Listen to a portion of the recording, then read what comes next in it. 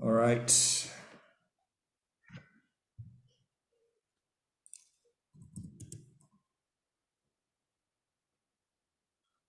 All right. Good morning, everybody. Please have your video on, your mic muted,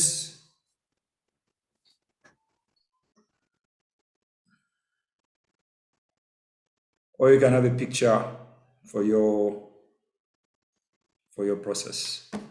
If you look at the live platform, you should be able to watch live.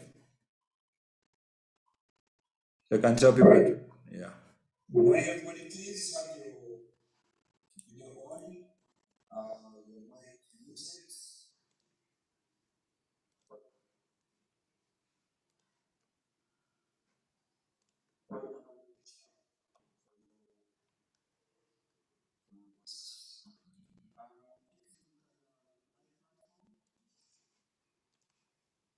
Oh, no. Okay.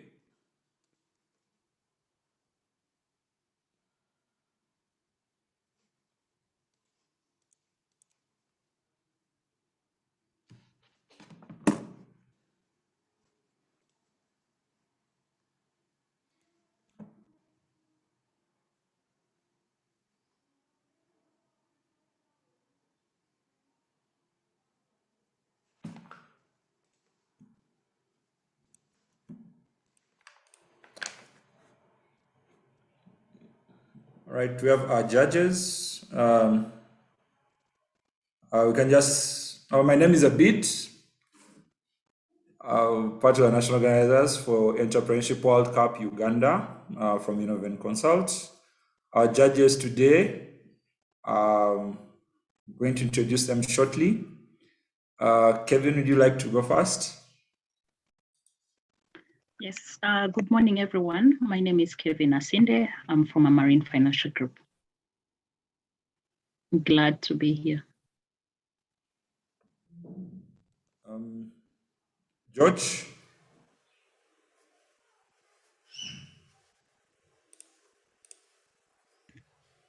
Thank you, Abid. Hi, everyone. My name is George Bryson.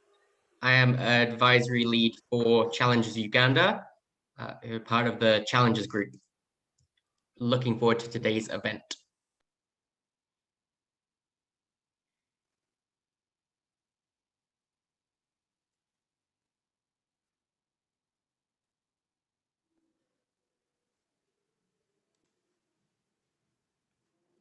All right.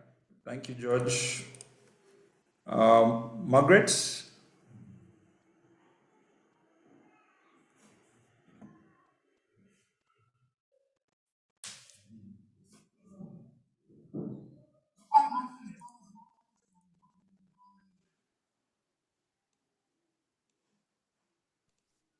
Good morning, everyone. My name is Nanyombe Margaret, and I'm representing the Innovation Village. I'm looking forward to a fun day with you all.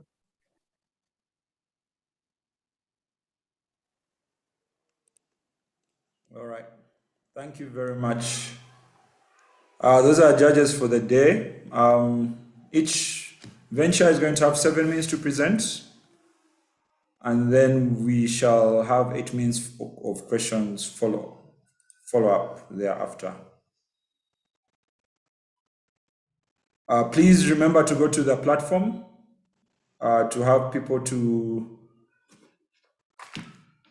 vote for you. The audience should be able to vote on the national platform, and also ask questions. We shall be able to follow and any questions that we can answer that are left unanswered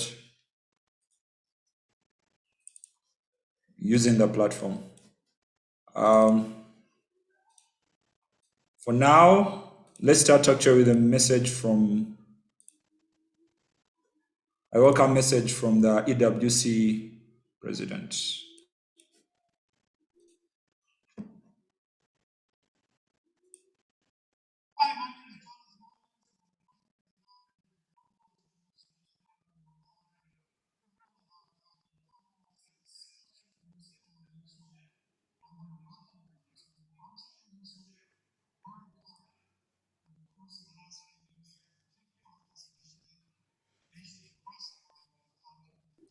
bit, it seems like we can't hear. I'm not so sure if everyone else can hear.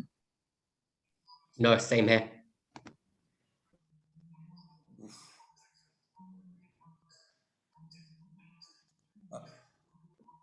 You can't hear this? No, we can't. Not a single word. Okay. Let me play this again.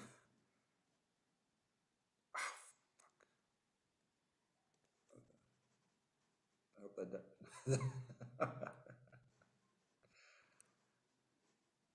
Let's see.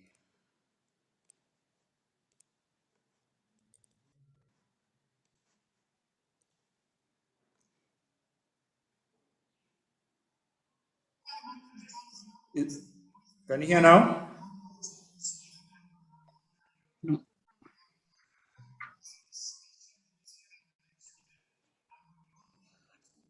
No, we still can't hear. Okay. That is I strange. think while sharing the screen, you'll need to enable the share sound option. It's usually at the bottom left. I need to enable the what? The share sound option. Once you click on share screen, at the bottom left, there should be a share sound option.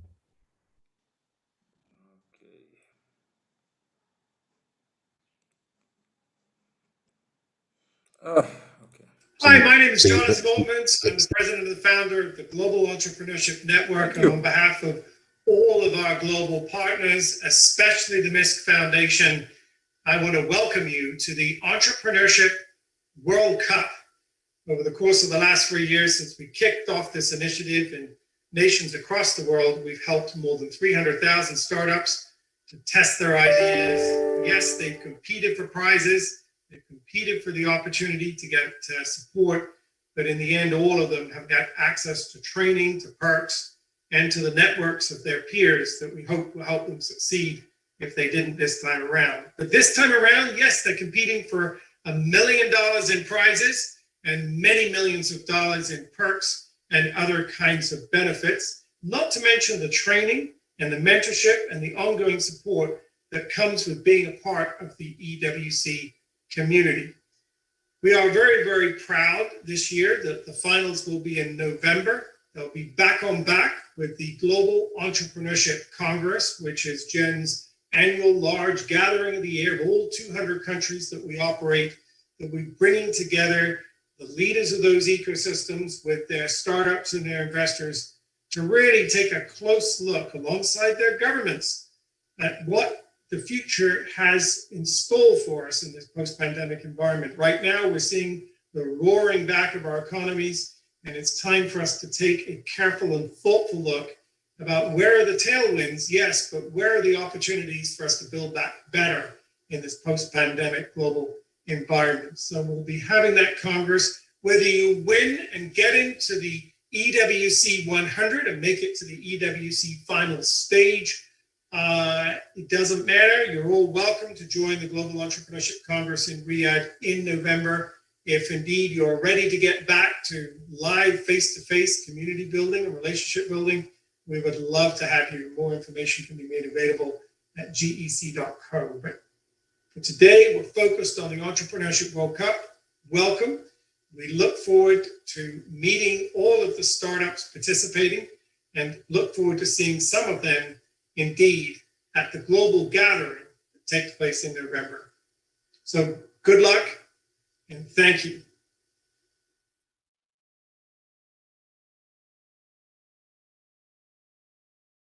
All right.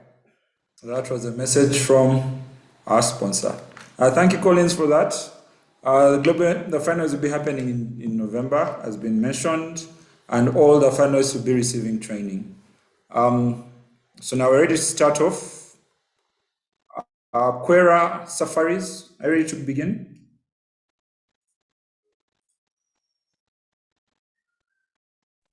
Dickens. Hello, everyone. I'm ready to begin, but I've been delayed by my machine, and I'm currently using my phone. I have no option because I really needed this to happen today. I kindly request to be understood on that in that line, and at least we pay attention to the content.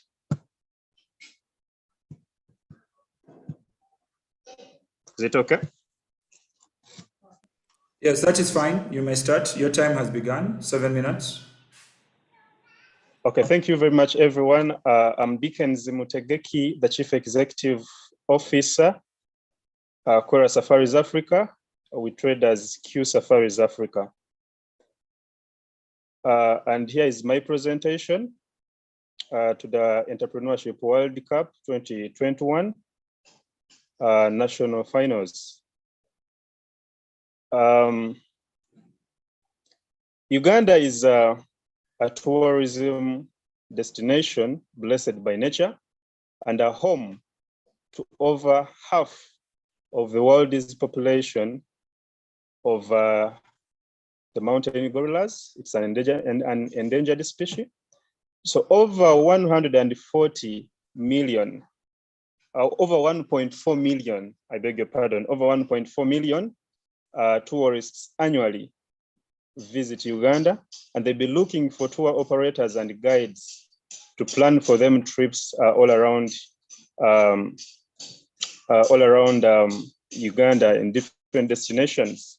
Unfortunately, we lack legitimate and professional tour operators and guides.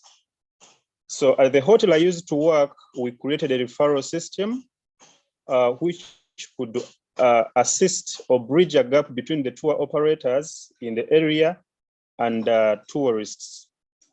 Unfortunately, we realized that these tourists were not satisfied with the services they were receiving from these operators, and they were expensive, at the same time, time consuming to find. So that is how Quora Safaris Africa was born. We looked at a system that we could put in place to ensure we serve right our guests.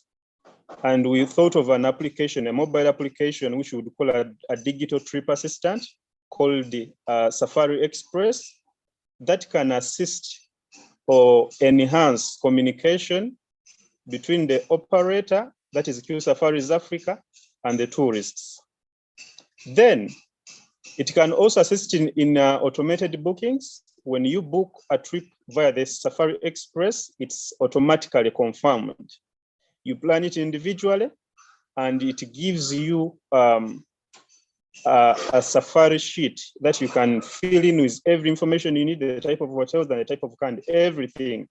So it bridges that gap, and it's immediate. There's nothing like delays or extra agency costs and everything around that.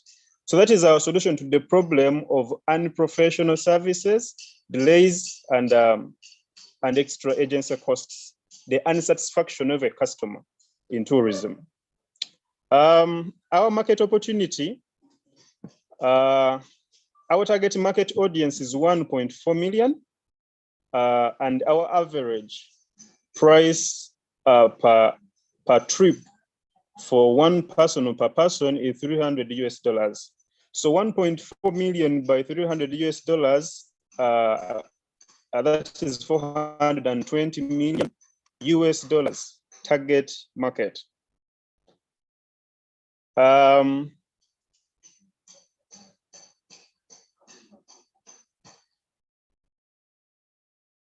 Our business analysis, our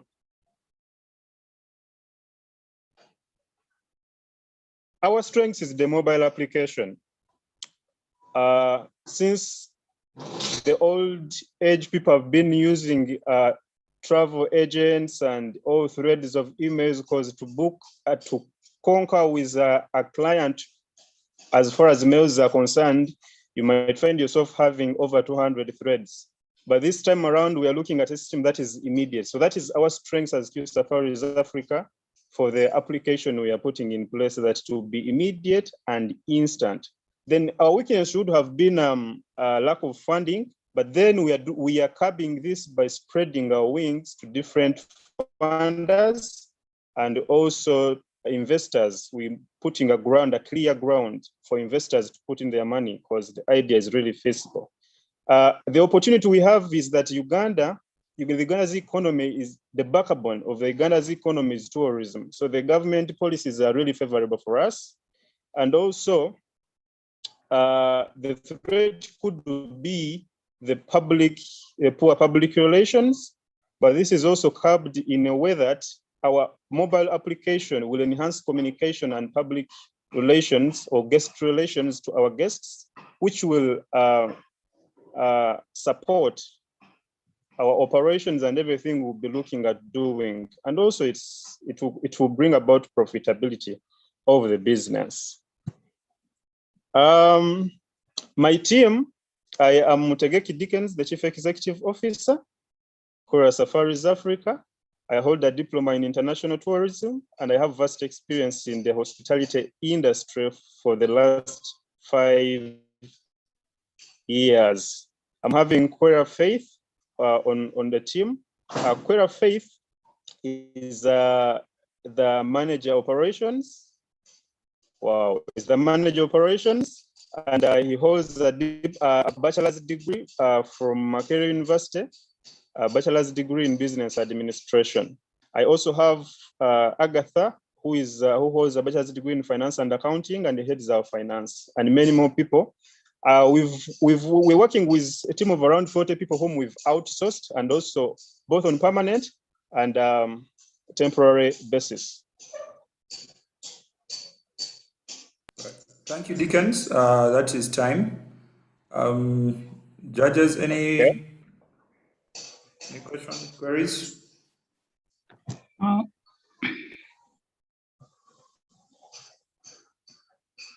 Yes, George. Yeah, thank you for that presentation, Dickens. And I'm sorry that you had technology challenges, but you managed that very well. I guess I wanted to get an understanding of where do you see your competition coming from? Thank you very much, sir. I'm seeing my competition coming from a number of people. For example, the standing tour operators. For them, the way they are doing work, and they've been in business for long, they could be having, because tourism is all about referral systems. If you have a good referral system, you can do it well. That is one. Secondly, I'm seeing a competition from online tour agencies. Online tour agencies gather a number of tour operators in one place and people can book from there. But we are curbing them in a way that the OTA, an online tour agency, is a third party. For us, we are removing third parties, hence also putting off the 15% discount, commission that is supposed to go to tour agencies. So the tour agencies, online tour agencies, the tour agencies, the people, and the tour operators are our competitors. But for them, they work with third party basis, which we want to remove off, which we want to put off, and we reach to the customer. The customer can be able to reach the tour operator directly without going through anybody else, to save time and extra agency costs. Okay, thank you for that. I do have a follow-up question related to this. So obviously your main target market is likely to be, at least to some extent, international tourists. So of course they've got easy access to things like booking.com, TripAdvisor, these kind of things. I know obviously not everyone uses that, but my point is that it sounds like what you're offering is potentially fairly similar to that. So I also wanted to see how you're planning to sort of overcome that barrier of organizations which already have a lot of traction. I've not heard you right, sir. Sorry, the last statement. I guess I'm trying to understand how you're planning to compete with organizations like, say, a booking.com or a TripAdvisor, where they already are very prominent in the international market. Yes. Okay, Dickens, before you answer, maybe Kevin, you can also give us your questions so Dinkas you can answer them. You have 2 minutes remaining. Yeah, basically my question is, could you share with us what you have done so far in terms of the stage at which you are in relation to some of the items that you're working on? Okay, thank you very much. Now, I will first answer the first question, the competitor. The competitors, they are having one or two things that we are removing from the system for us. One, when you book through these online agencies like Safari Booking, the TripAdvisor and Expedia, they attract a 15% commission of every sale. For us, we are putting it off. You're booking directly with us, hence removing the 15% discount. In fact, every trip you're booking with Q Safaris Africa, it's coming with a discount of 15%, already put off. Then our packages are a little bit cheaper than the packages online on those particular platforms. For us, we are approaching the market with a new product, a product that has good features for them. And also we are removing the delays, because when you book through Safari Booking or Viata or TripAdvisor, these guys may take even 3 months or 2 months without sending you the money, you the operator. Hence, you might even fail to do the operations of the particular trip because the money takes time to arrive when the trip had already been done. So for us, we are putting off the delays. We are putting off the 15% commission that agencies asked for. We are coming to you with a more cheaper package. That is how we want to overcome the competition. And I believe we are going to do it. The thing is, so far we've done, we have a prototype that is supposed to be released in September 2021. You have 1 minute? Yes. Right now, we've done a number of trips. We've done 18 group trips within Uganda, 3 group trips, one group trip in Tanzania, 2 in Kenya, the other 3 outside Uganda. We've done 45 individual trips in this particular time of the COVID or the pandemic. So we believe by the time we launch this application and after the pandemic, the figures are going to shoot very high. And trust me, we're going to make it. So in the meantime, of the last seconds, perfecting our operations will give us a chance of getting used to the market and also doing more understanding. Right. Dickens, thank you very much. Your time is up. Okay, thank you very much, sir. Okay. Next up, we have Quest. Abraham, are you ready to present from Quest? Yeah. Okay. Do you want to share screen? Yeah, let me try to share my screen. All right. Thank you.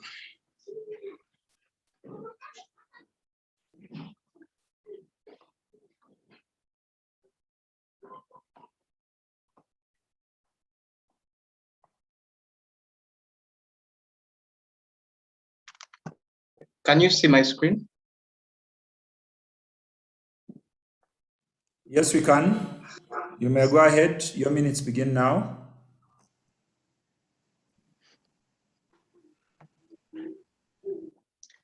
My name is Shene Abraham, and Quest School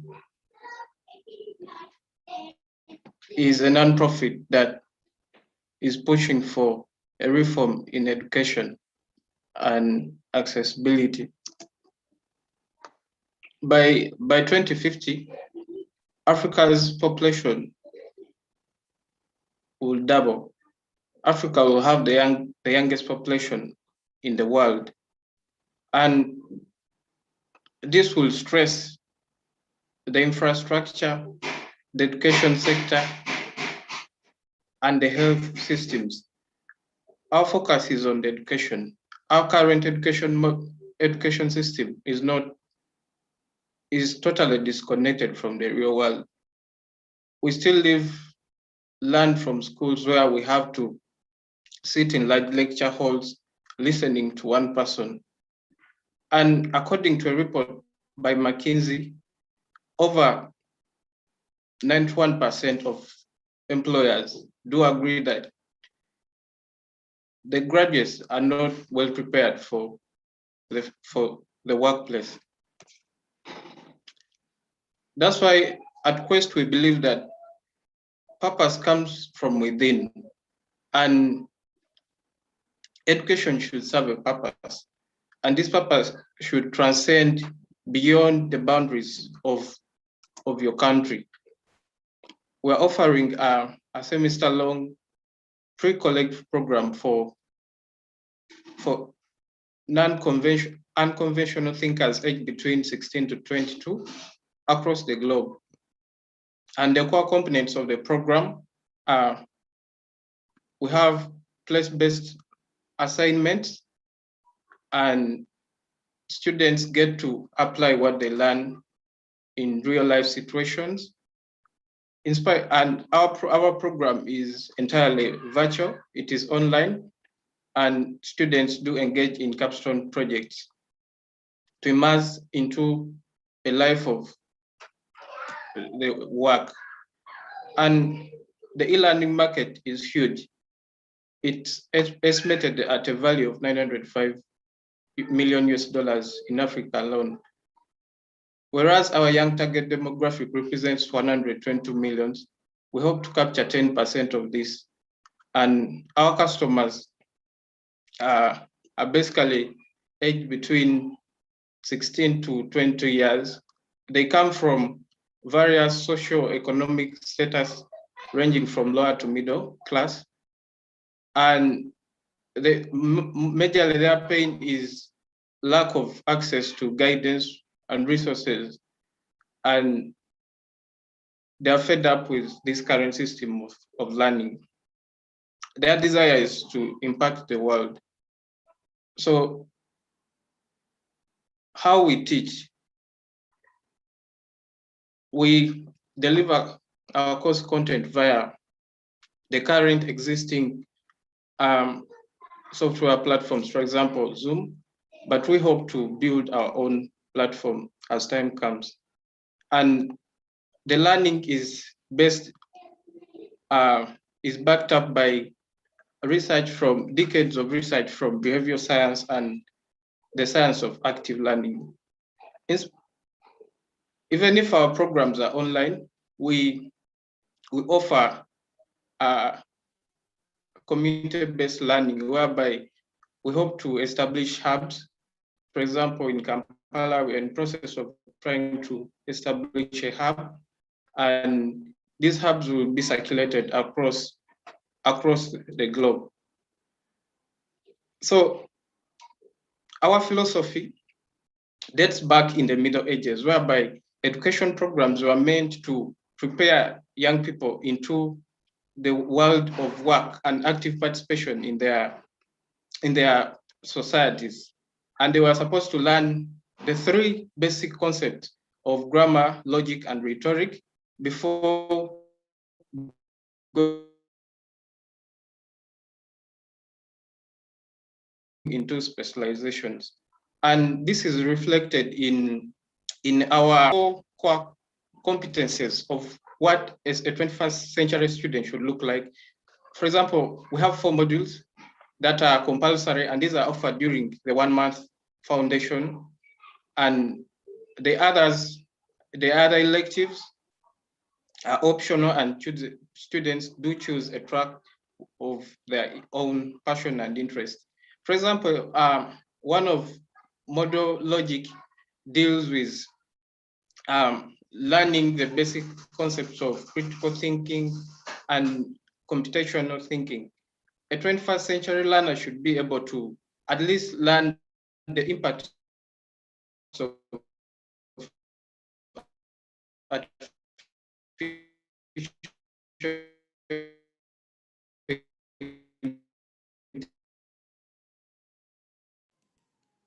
Abraham, we seem to have lost you. In the current, to have this competency in our schools. World.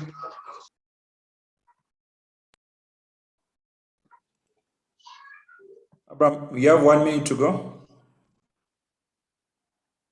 Can you hear me? Yeah, we can hear you. You have 1 minute to go. So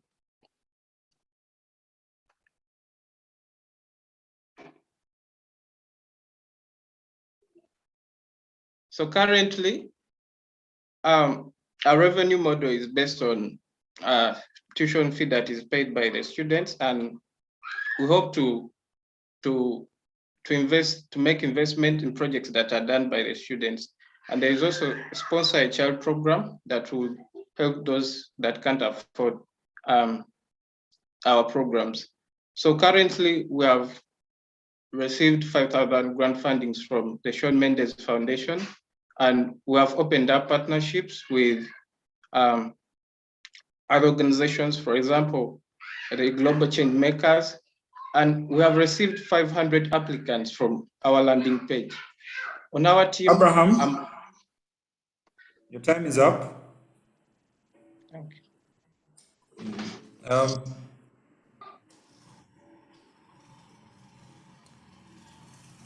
Okay. Judges, questions? Margaret, do you have any questions? Oh. Yes, thank you so much, Abraham, and congratulations on coming up with this initiative, especially considering the kind of education system we have in Uganda.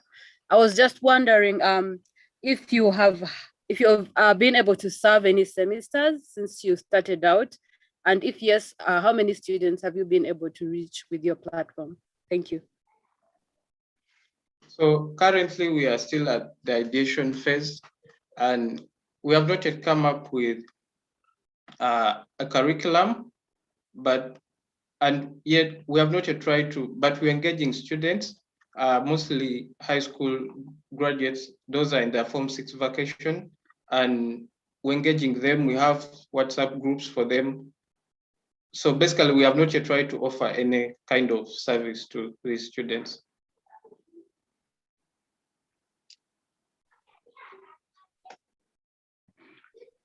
Abid, could I ask a question? Yes, Kevin. Thank you for the pitch. My question is in relation to the 500 applicants, which was the most popular module that came up. And then also, I would want you to highlight the viability of the investment on particular programs. What do you think would come out to the extent that you would probably invest in relation to your revenue model?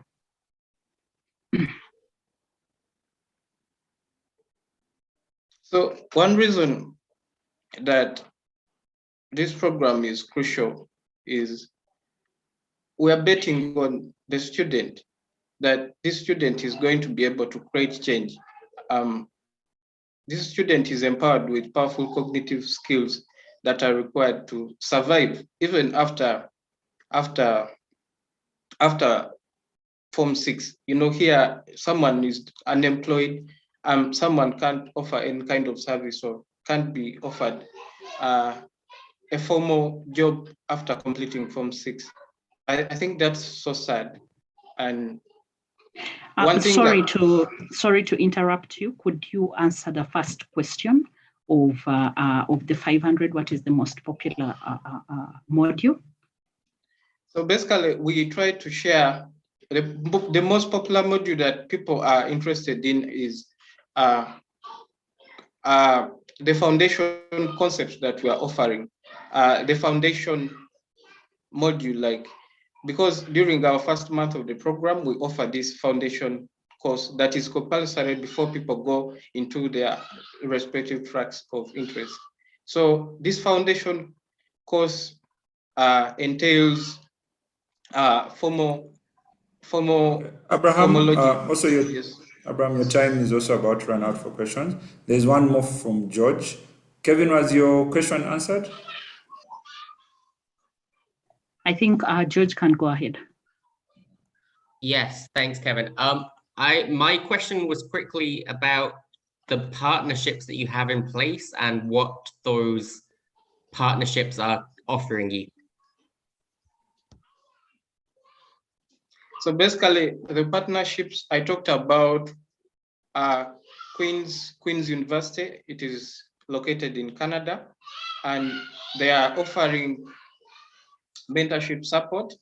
And I think during this month we are trying to, though it's still informal, we are trying to develop some programs, the curriculum with them, and then the global change makers.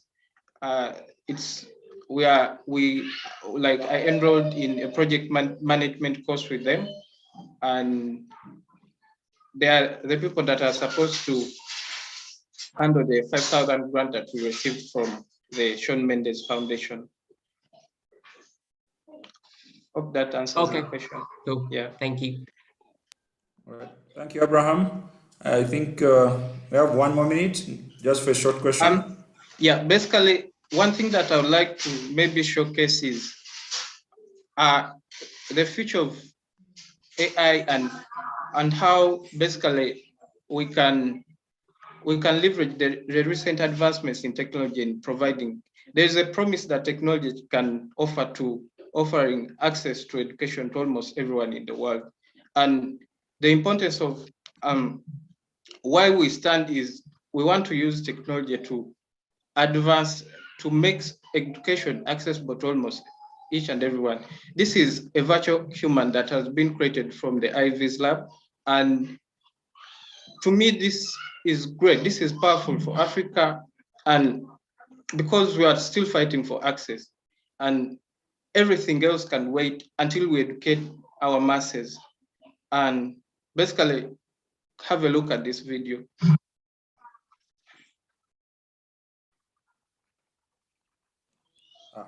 Abraham, we will not have time for a video because your time is up. Thank you, Abraham, very much. We are going to now go to the next presenter. There is an offer from the number of offers from the national partners. Here we have a number of trainings that are going to be offered to all the finalists from all the national partners: Innovation Village, Enterprise Uganda, Innovate Consult, Geuka Africa, and also Challenges Worldwide. Challenges Worldwide is offering a free session on pitching for all the finalists who are interested. So please get back to me and you shall get a free training on that. So up next, we have Wape. Natasha, you can go ahead. All right, thank you very much. Thank you for the opportunity. My name is Natasha Katandachi. I'm CEO and co-founder at WAPI, and with me, I have the head of operations, Collins, who shall be doing this presentation. I'll do the first phase and he'll do the second phase of the Q&A. What does the current status quo in Africa and in the world look like? The pandemic. Because of the pandemic, we have had employment getting worse. More people are getting unemployed, and over 20 million jobs have been lost during this period. This is an addition to the huge problem that we already had with over 2/3 of the 420 million youth that are either unemployed or underemployed. With a labor force that is currently estimated at 440 million people, this problem is even expected to get worse in the coming 5 years. On the other hand, we have business owners and employers who not only have to spend a lot of money trying to cover for the underperformance amongst their employees, but they also spend a lot of time and money throughout the whole recruitment process, with having to cover over 42 days just to fill a single position. What solution do we bring on the table today? WAPI. WAPI is our matchmaking platform that is here to give these employers access to the top-notch talented individuals, and also provide a platform where these talented individuals can showcase their talent, the things they have worked on before, and what they are able to do. We use blind matching to enable unbiased skill placement.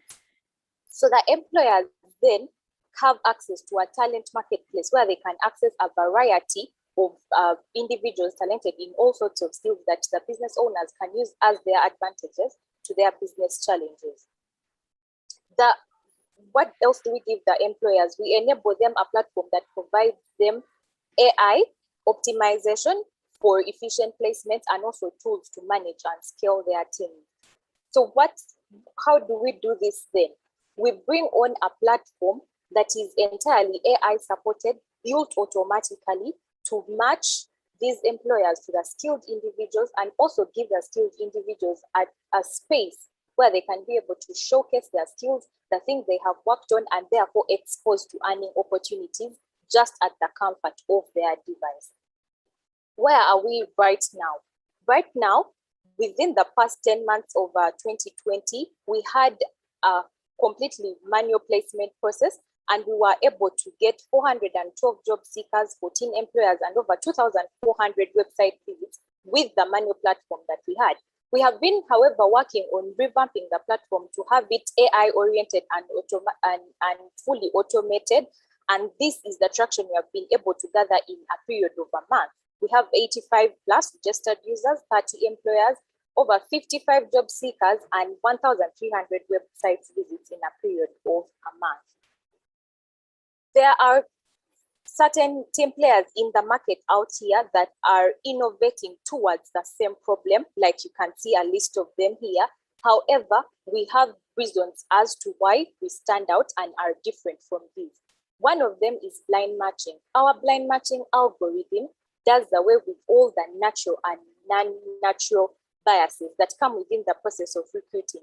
The hiring processes that we offer only based on the skills that these talented individuals have to offer and not anything else. Affordability. This implies that all sorts of businesses and all sorts of skilled individuals, however money they have, they are able to access our service.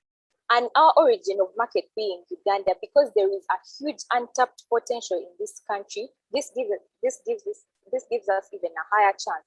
And our suite is an all-in-one that has all the features that we require to automate the whole recruitment process. But most importantly, our AI technology. This enables efficiency as we place these jobs. It enables us to give more automated job placements and even more accurate placements. Now, what market share or what is out there for us to get? Like I said at the beginning, we have over 420 million youth in this continent that are either unemployed or underemployed. Of those, we can only service 31 million of them. Now, if we're to be able to get $50 off a market share of 10%, that creates for us a revenue of over 150 million US dollars. How do we aim at getting this, or how do we aim at serving this market? What is our growth strategy? One, we aim at using our automated platform to make actual job placements, to make actual matches, and therefore gain organic growth and referrals using our platform. Two, we aim at using the freemium model for both users, for the employers and the talented individuals, by giving them a certain period of free usage of our platform so they can make advantage of it and use it for their businesses and then gain extra features and traction. Approach 3 is events, webinars, partnerships, social media, and ad campaigns to enable us have a wider coverage of the market and reach out there. Now, what does our business model have to offer? We charge a 15 to 25% commission of each provider's pay, whereby the talented individuals have to give us a commission of 25% of how much they are paid. Then we charge a recruitment fee for hiring and recruitment to enable businesses grow as they go ahead to recruit. And then a subscription fee for using that tool for all the users. That includes the providers and the requesters. Now, what does the future look like for us at WAPI? We plan to have continuous development on the platform to make it more automated, add features on the platform so that every day we attract more traction and even better than the competitors out there. Cohort trainings and onboardings, because we aim to have our talented individuals have a sense of touch or a feel of quality on the providers that we send out there. Marketing, customer acquisition campaigns, and a fully fledged customer support team or roadmap to enable us retain our customers. And we plan to establish the product Discord community, whereby we shall have a community of job seekers, a community of business owners who aim at using their business challenges as opportunities. And we plan to have an annual community event. Natasha, your time is up. Thank you. Thank you very much.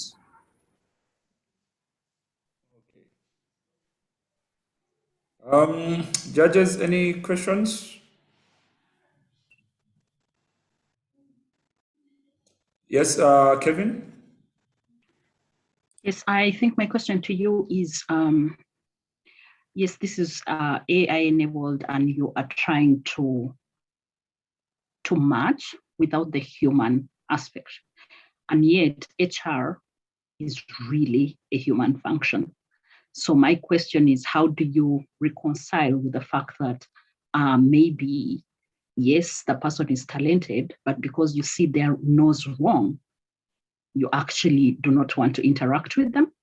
So how will you reconcile that fact? Right. Amazing you asked that question. So while as we're using AI, we're not entirely eliminating the human. The function of AI here is to make the product more efficient and make the placements efficient in terms of matching.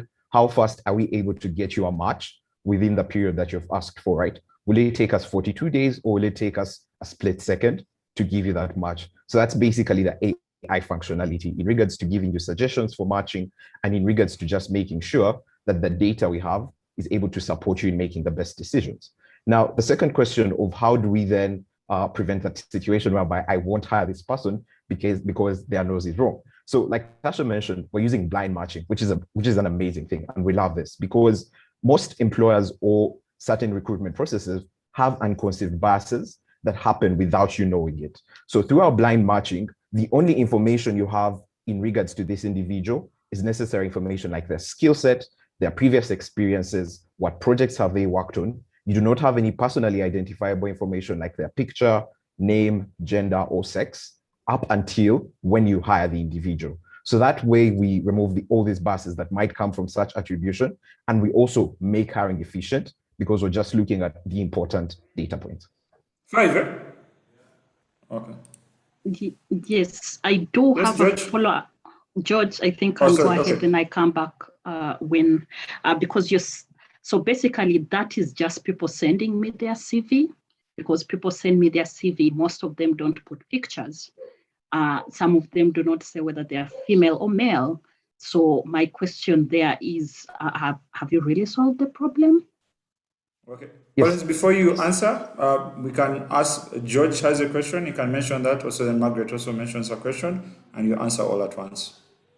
Yeah, thanks, Abid. I have two questions, but the one I definitely want answered is, what are you doing? What's your strategy to get employers to move away from sites like Fuzu and Brighter Mondays, for example, the established employability sites? And the second one, if you have time, would be, how likely do you think it is that or job seekers are going to pay you commissions?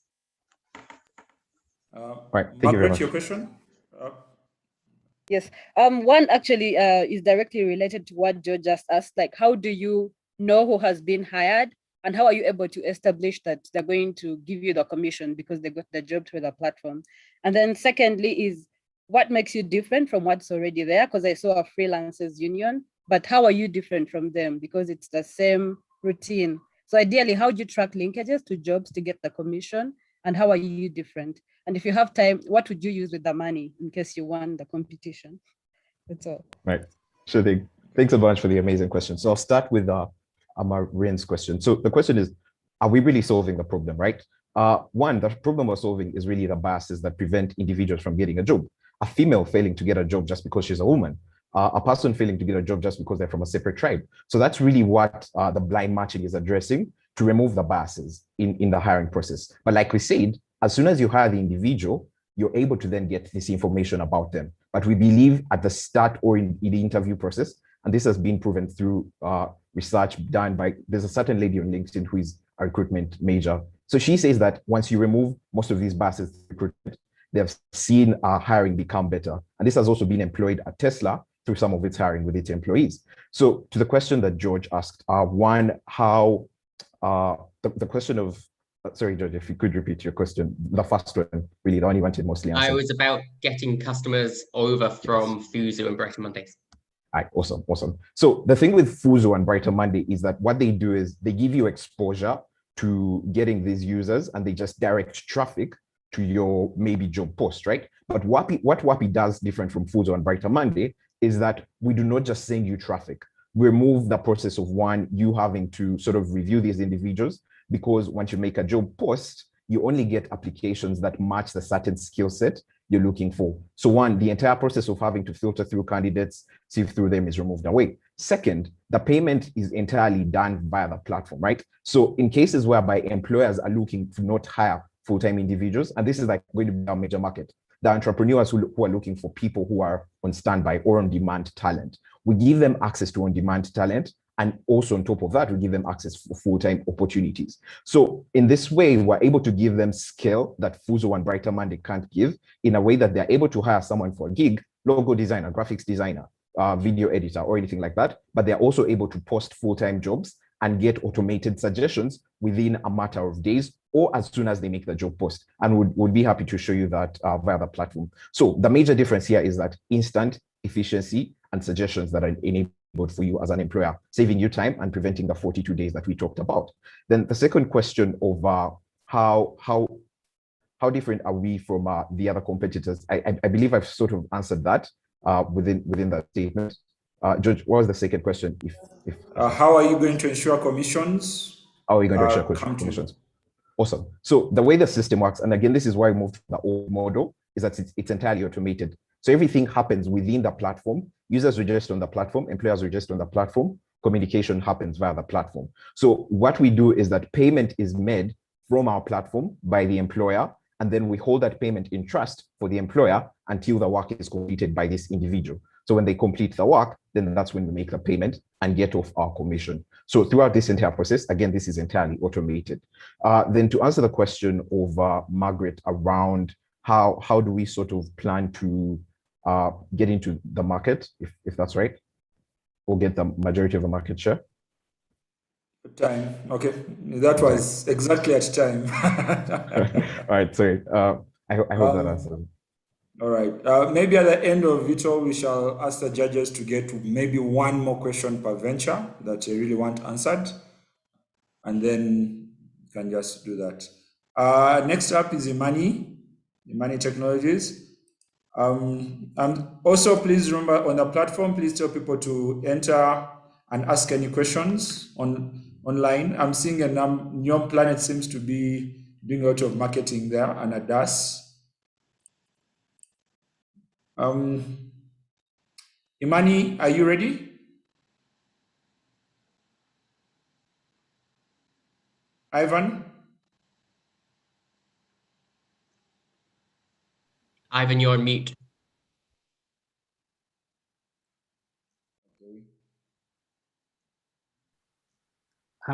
You can hear me now? Yes, we can hear you now. Okay. Your time begins now. 20 years ago, there's a little boy in a dark room with dirty walls and shuttered windows. He's sitting on a squeaky little desk with 3 of his friends. And they've just walked through drenching rain and they're freezing to the bone. They're waiting for their teacher to turn up, but they're not even sure if he's going to turn up. You see, this was the norm in such schools. But this is the best his parents could afford him. And this little boy was me. And it's for this reason I am passionate about providing quality, affordable education to children from underprivileged areas and thereby changing their destinies. My name is Agaba Ivan, and I'm the founder of Imani Academies. Did you know that children from slum areas find it very difficult to find a quality, affordable school to provide them with quality education? So they end up in schools like this with overcrowding, unsafe environments, under-trained teachers. They don't have resources. While their privileged peers come from schools like this. And they're expected to compete for the same exact national examination and resources later on in life, including jobs. In Uganda, there are 11 million children of school-going age. That's between the age of 4 to 14, primary school-going age, Of these, 2 million live in urban centers, and of these, 50% live in slum areas. In Nansana, which is a part of Kampala, there are 54,000 children of this school-going age. And in the village or in the communities where we are combined, there are 3,200 children. So what Imani Academy does is go into these communities, construct quality, affordable schools that provide quality education to low-income families at about $15 per month. We offer schools in the exact locality, and by so doing, we cut fees by half because they don't have to pay for transport and they don't have to burn diesel. And then we offer a flexible payment model that is in sync with the parents' earnings, because most of our parents are from the market, border guys, or janitors in offices. We were also affordably priced for their level of income. And then we also offer an enhanced experiential learning method at school so that the children learn easier. It's not the conventional method of teaching. And then we also have a very beautiful campus that helps our children learn when they come from their homes in the slum. So we charge about 180,000 Uganda shillings, and then we spend about 124,000 per child, and we make a gross profit of 30%. We started with one school or one location as an experiment in 2017. Currently, we have 2 locations. We hope to expand to 5 locations in 2022, and in 2027, over 10 locations. Right now, we started with 61 pupils. We are right now we're at 310 pupils. And 2027, we hope to be at 3,000 pupils. We are generating revenues of about, we generated revenues of about 10,000 in the first year. This year, we hope to generate 45,000 in revenue. And in 2027, we hope to generate 450,000. Our next steps, currently schools are on a shutdown, and we are doing what we call we have a virtual learning program, and our pupils are currently learning off tablets, and we have lessons online. And then we also partnered with KBF, or King Bonding Foundation, and OVO, and we are starting a green summer school where we're going to offer children in the communities vocational schools, because we notice we have a high dropout rate of our children after primary school. The dream team is me. I have 15 years experience in running and managing schools. The other director is an architect, so she does the construction. She designed the low-cost buildings that we use for the schools. The academy manager has 6 years experience in school management and over 8 years in teaching. And then we have Nora, who has 11 years combined experience, 10 years experience in teaching. We dream to have 50 local schools in underprivileged communities around Kampala by 2023, and have a total enrollment of 25,000 pupils by 2032. We are developing an online tool, which will be an app that we hope will disrupt our education in Kampala. Our investment ask is $250,000, and we shall use this to construct new schools and also invest in a new in our curriculum development. Thank you very much. Thank you, Ivan. You are actually the first finalist today to present in under 7 minutes. Thank you very much. You already have a question from Kevin. Please. Yes, I think you mentioned 45,000 in revenue this year. How much so far have you generated? So we've gotten grants of about $25,000 already to support the online learning. Okay, so basically you combine your grants and the revenue generated from the Yes, school. the money coming into the business. Yes.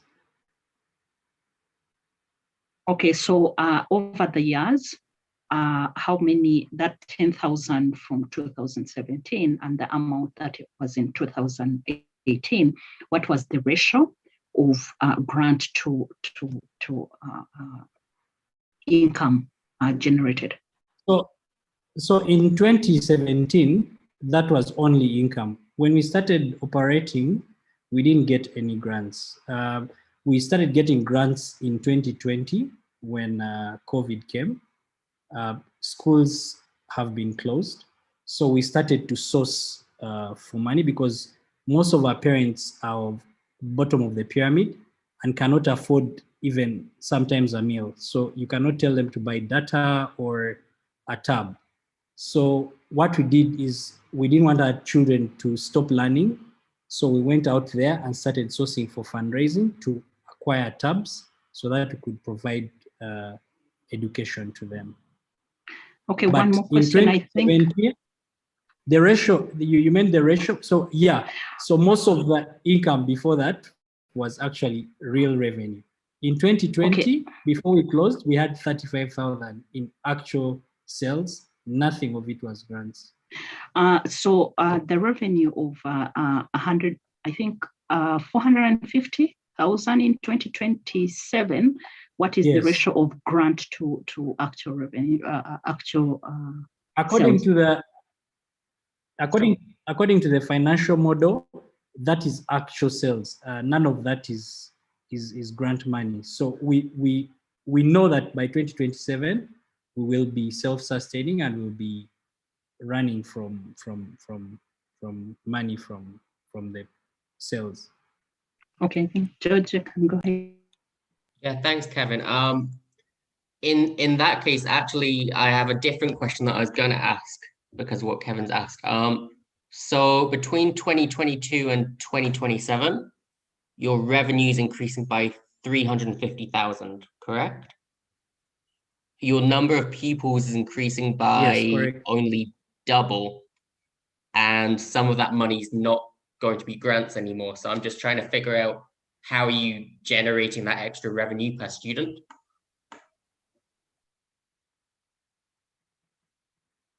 So the way the classes are set up, the classes don't pay the same amounts of money. So as years go along, as children go to higher classes, the money generated per pupil actually increases. So it's all in the financial model, and it can actually be explained in the financial model. Yeah. Okay, and then another quick question was, you've said that your gross profit is 30%. What's your net profit?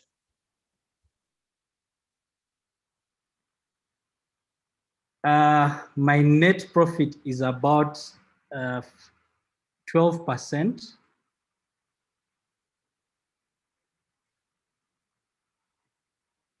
Okay. Hello? We have 1 more minute. Maybe Margaret, you can answer. You can ask.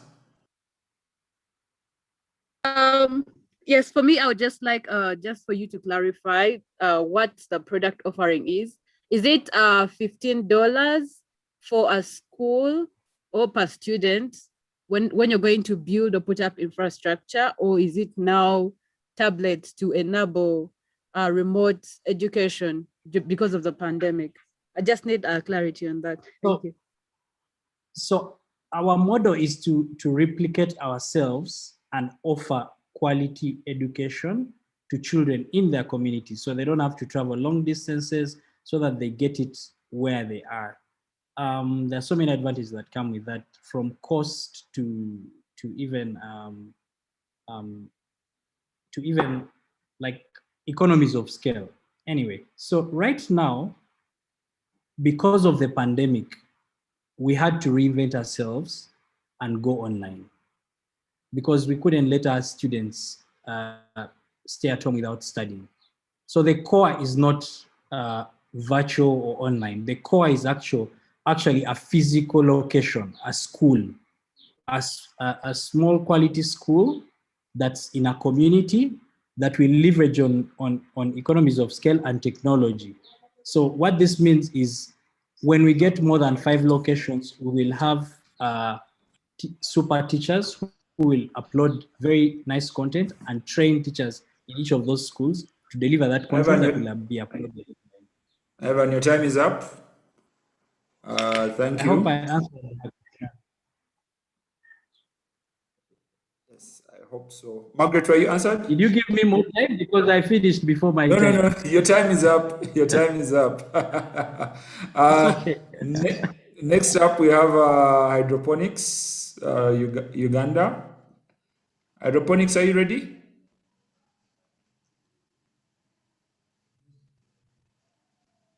Amon, you are muted. We cannot hear you.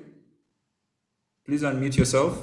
Oh, sorry. So, thank you. Let me share my file. I'm ready. I'm looking for ways how I can share my screen. Okay, as you prepare yourself, please do remember again, our sponsors are for Uganda, Geuka Africa, Enterprise Uganda, Innovation Village, and Event Consult. There is an offer for free pitching from Challenges Uganda, Challenges Worldwide, a free pitching session that will be coming from George. Amon, I see you're ready to go. You may start. Your time begins now. All right, thank you. Members of the jury, the organizers, and fellow contestants. My name is Turiamre Amon Maikaho. I am the founder of Hydroponic Farms Uganda. What we basically do, we seek to enhance the optimization of little urban space in a way that financially empowers the urban population, through use of smart farming, IoT technology, and artificial intelligence. That's me. Straight away to the problem. According to the UN statistics, 8.9% of the people in the world are hungry. And in Uganda, 17.6% of Uganda's population of 45 million people is malnourished. And this is worse in urban areas like Kampala, Mukono, Entebbe, where many people are at a risk of sleeping hungry, and the crisis level of food are insecure. I mean, there's a lot of food insecurity. Secondly, there's a lot of contaminated food. Urban areas that are used as farms in Uganda are highly susceptible to containing toxic substances. These are from industries that are all saturated in wetlands in Uganda. They include zinc, copper, tin, among others. And these have been the cause of the cancers that we are having and birth defects, because most of them are cancerous. So because of the above, we came up with a solution, and we are addressing a total addressable market of 9.5 billion. We can only be able to service 3.2 billion, and the opportunity that is available for us is 2.2 billion. As I speak right now, the total market so far, in total, we've been able to service over 500 farms last year. But if you add in also the farms this year, we have over 1,800 farms. And there's potential. People are embracing hydroponics technology, and we expect to grow. And we are leveraging on both the East African market and also sub-Saharan market.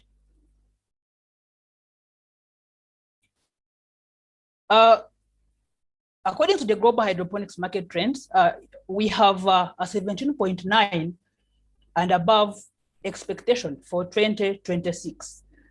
This in terms of billion US dollars, meaning that there is a lot of potential of growth for hydroponics, both in Africa, especially sub-Saharan Africa, Asia, and the Middle East.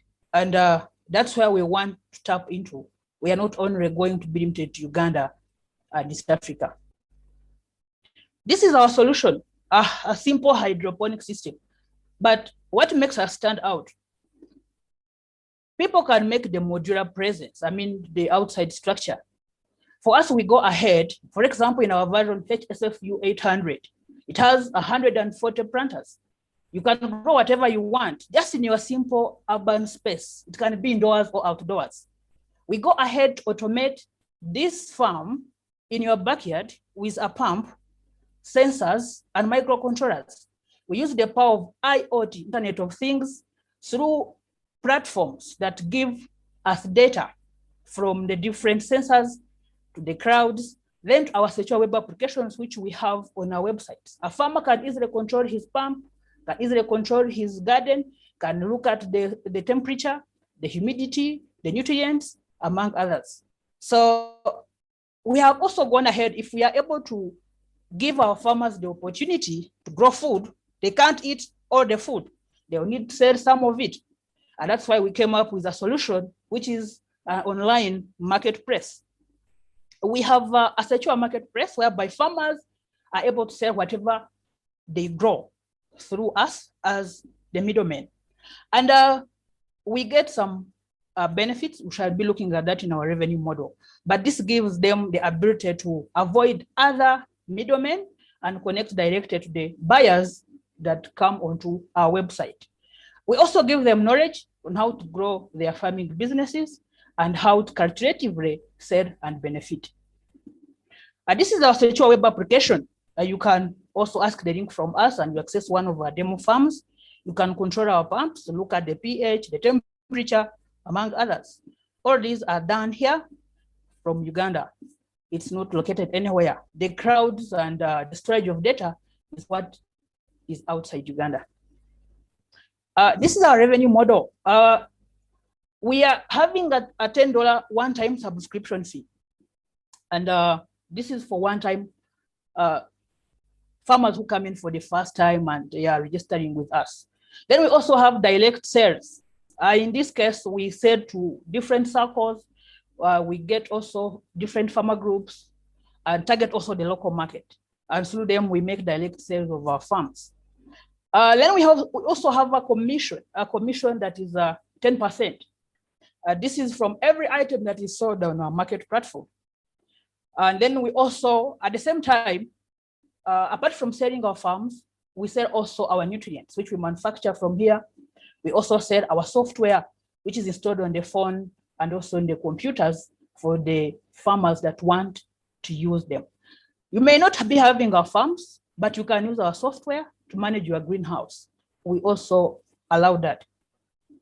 These are our attractions so far. The farmers trained, the farmers we have installed particularly, and then the 55 total revenue.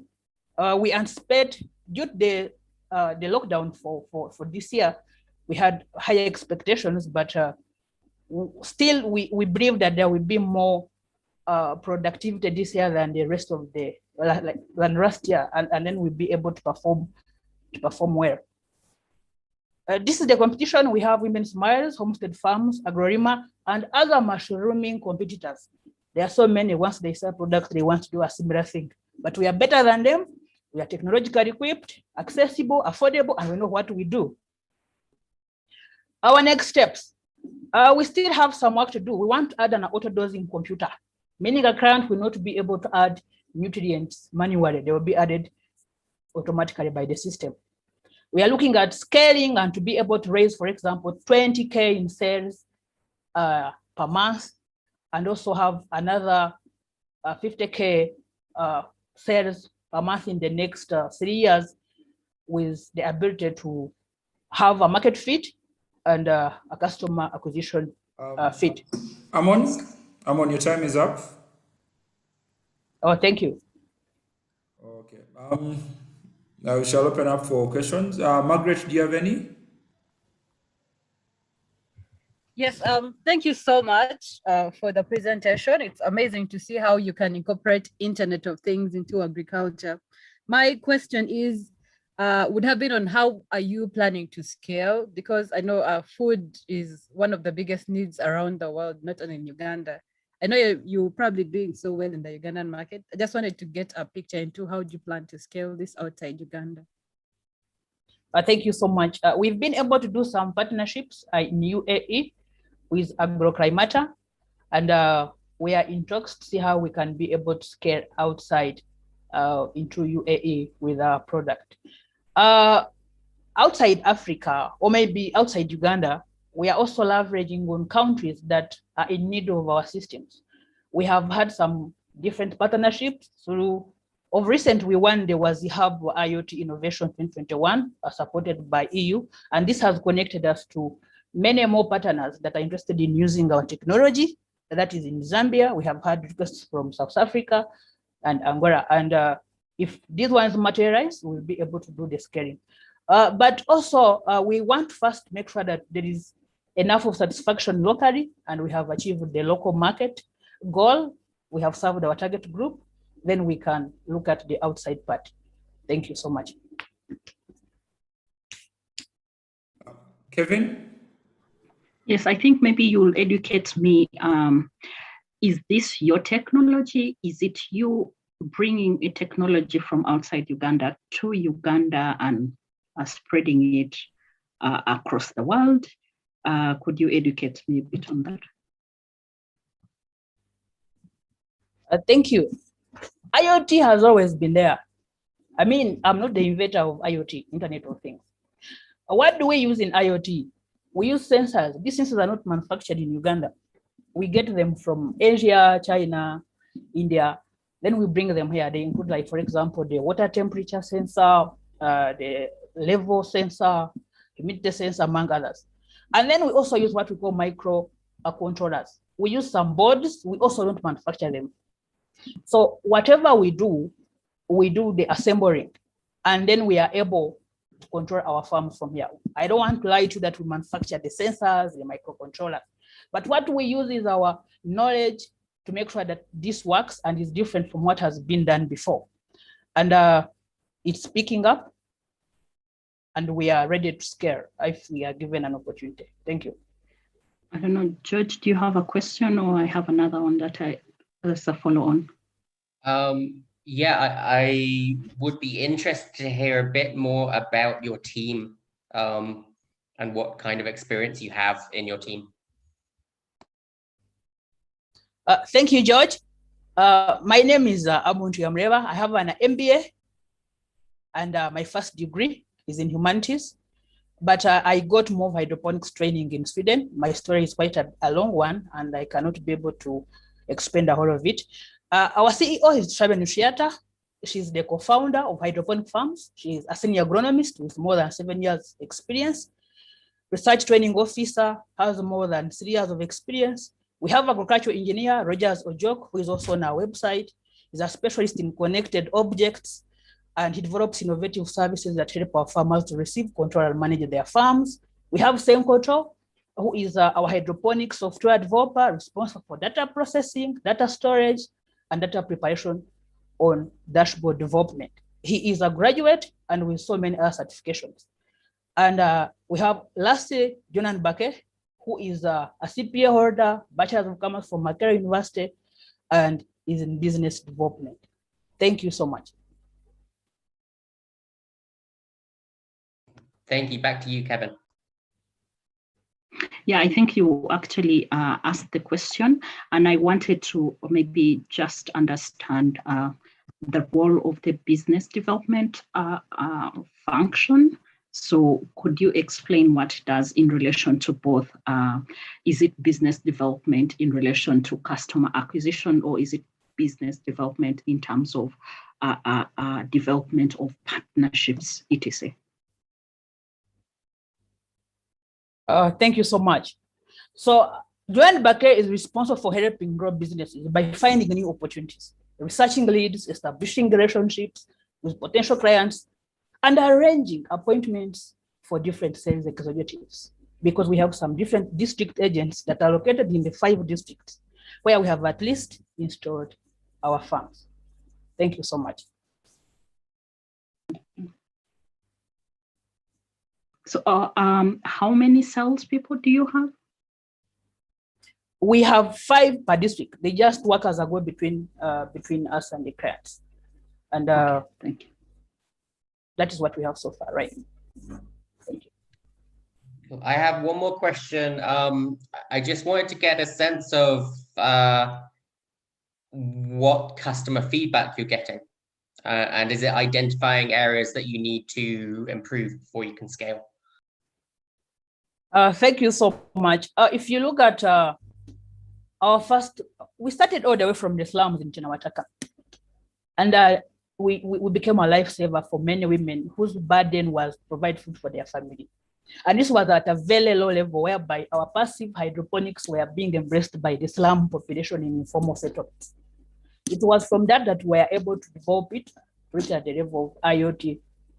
Last year, we won one of the most prestigious rewards, called Most Inspiring Digital Innovation. And our feedback has been that our clients want us to adventure more, to make farming very easy for them. Imagine having something small in your backyard and able to get as more high yield as someone who has 3 acres.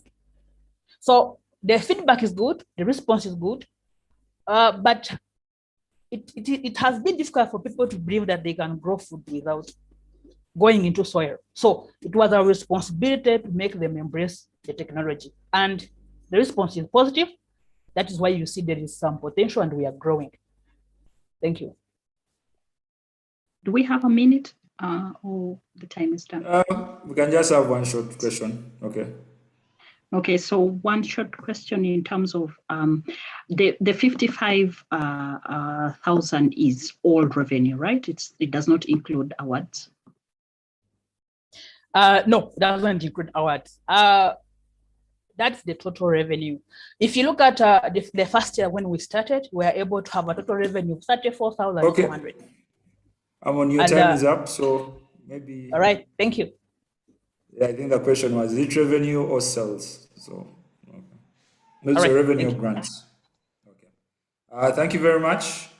Next up, we shall have Africa Digital Addressing System.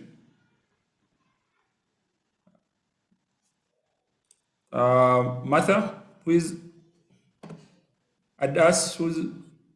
Are you ready? Yes, we are ready. Thank you. Okay. I can see your screen is sharing. So, okay. Your time begins now. Good afternoon, everyone. This is Karunji Martha, together with Yusuf Kaiwa, co-founders of ADAS, Africa Digital Address System. Thank you for this opportunity. We are privileged. This is a digital addressing system that allocates digital addresses on any location across the African continent. Majority of our communities in peri-urban and rural areas do not have formal addresses. This excludes them from the digital transformation and economic growth the rest of the world is enjoying. During the pandemic, many families have been locked to their homes and they could only access services through delivery. However, service delivery has been a challenge due to poor location addressing. Directions are given using landmarks like near the border stage, near the mango tree, near a tall building. This has been a problem. This has caused loss of time and money. Today, ADAS brings a solution to all this. Let me welcome Yusuf to take us through the solution. Thank you again for the opportunity. Until now, over 80% of people who live within the sub-Saharan region don't have accurate data location information about their location. Africa today boasts of almost 1.2 billion people, and majority of those are young people. But 60% of those are young people, and these are people who can be able to shop online or build solutions and different services. But a large number of them are not able to access a large market because the people they would sell these services to are not accessible. People don't have addresses, so even if you were to develop a solution from home and sell it to someone, it would be so hard to deliver the product to the people. There is an estimated number of over 342 million homes across Africa, and only 10% of those have accurate accurate location info. The rest do not have addresses that are formal. Our goal is to reach at least 10% of that market with correct addresses and be able to service them with our product. We have developed a digital address solution that provides an accurate location, an accurate digital address that is mapped to any user's location. This can be mapped to a home, it can be mapped to a business location, it can be mapped to a government facility, so that people can be able to access these locations much easily. Our product is numeric and simple for users to use. Africa has over 2,000 languages. For example, in Uganda, we have 56 languages. So if a product is, some of the products that are available before us, we are using characters. So people to pronounce characters in different languages was cumbersome. But we have developed a product that is numeric, and an address can be shared like the same way a user shares a phone number. I'm going to give you a live view to show you briefly how this product works. Users, for example, in Uganda can be able to access, to get an address that begins with UG, and users in Kenya will be able to get an address that begins with KE. Users in Rwanda, their address will be identified with RW. Unfortunately, my internet is slow. It's trying to open the platform. I don't know why it's not coming through. But we have developed it in a way that every country can be able to access the platform and create an address currently. Let me go back to presentation for the sake of time. My internet is not working properly.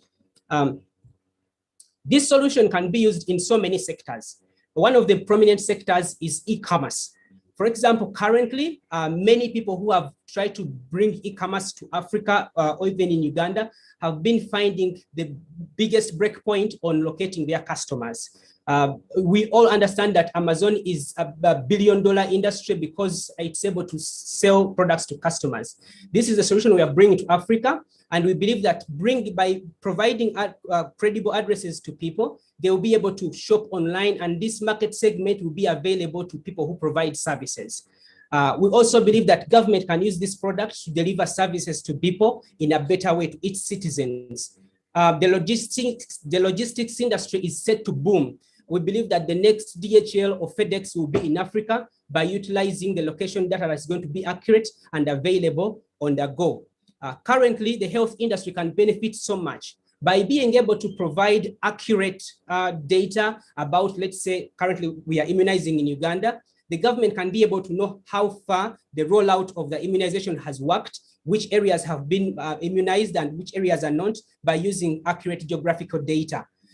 In case of emergency, currently, if you're trying to ask police to come to you or a fire rescue service, by the time you give them this inconsistent address information, maybe the whole home will be burnt down. But by using a digital address, fire services, health services will be able to reach you accurately. Currently, in Uganda here, when people are accessing immigration services, they have to go through a lot to explain where they stay, because no one has credible information about where they stay. But with a digital address, we believe that even the immigration services are going to be simplified and addressing people would be easier. For example, even in the banking sector, when people are opening up a bank account, they are asked to draw where they stay with a paper. Most likely, nearly 98% of those drawn addresses are not accurate. So banks fail sometimes to offer good services to their clients because the information they provide is not verifiable. This is the problem that we have solved. Our goal and revenue model is, first of all, to be inclusive. That's why we have provided one free address per every household. So everyone in Africa will be able to use our service, or can be able to use our service currently, because we provide one free address per household. Then if you need additional addresses, for example, for your business, for your home, for your workplace, there you are able to pay $3 per year. We want to make this as cheap as possible for our fellow Africans to use it.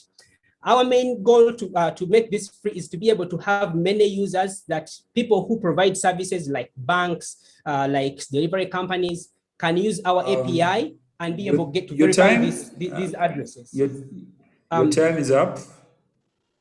Maybe Thank you just so much. just show the next slide. Just show the next slide.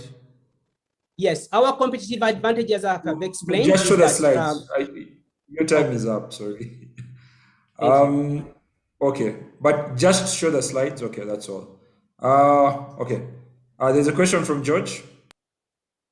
Yes, Mr. George.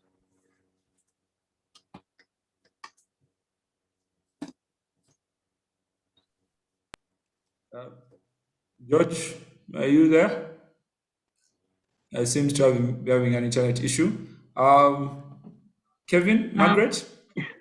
Yes, I think I have a question in relation to what have you done so far in relation to what conversations have you had in relation to the API? Yes, currently we had a conversation with a major bank here in Uganda and also a microfinance in Uganda. They actually elaborated the use case of our platform in their micro-lending section. They told us they have over 10,000 customers within the micro-lending section, and most of these do not have formal addresses. They're not like established businesses. So they gave us all the user journey and what they want to be able to achieve. And we have developed a business section on our platform so that they can be able to assign permanent addresses to, let's say, a collateral property or a customer's location, and be able to also verify this information from our API. So those are the conversations we've been having. We've also been talking to delivery service providers, more especially on-demand companies, and they're also giving us what they need. We have also improved the accuracy of our platform to a 0.5 of a meter radius for the address, so that those who are using it for on-demand or delivery, there is no room for error. Thank you so much. Okay, I think as George unmutes himself, I think for me, the next question is around all those discussions are interesting. However, is anyone willing to pay? Yes. Have you tested out the price point? Yes, the bank we are into we are working on a formal arrangement. We hope it will be concluded next month. Is willing to pay. They are willing to pay, and we are giving them, because they are the first to use this product. Because they are the first to use this product, we are giving them a 50% discount, and we hope this will allow other banks to see how this product can be utilized on other platforms. All right. George?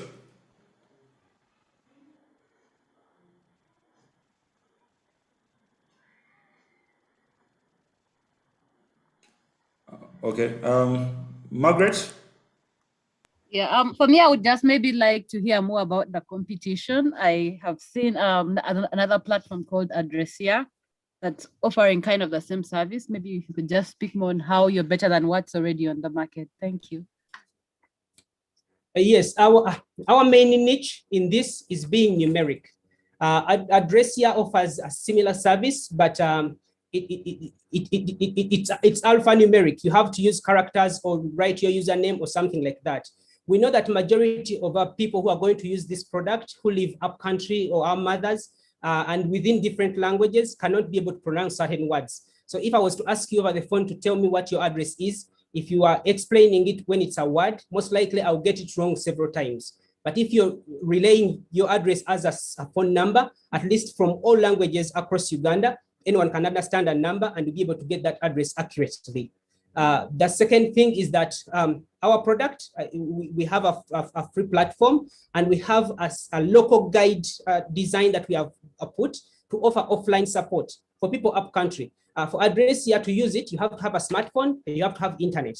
But our product is available offline to be able to serve our parents up country who don't have smartphones and do not have all the techie literacy to be able to run this product. So once an address is assigned to them, it is static to their location and it's there offline, and they can use it to receive services either from government or service providers. Yeah. George? Hi, yes, apologies. I had internet challenges, so I hope this question hasn't already been asked. But I guess my question.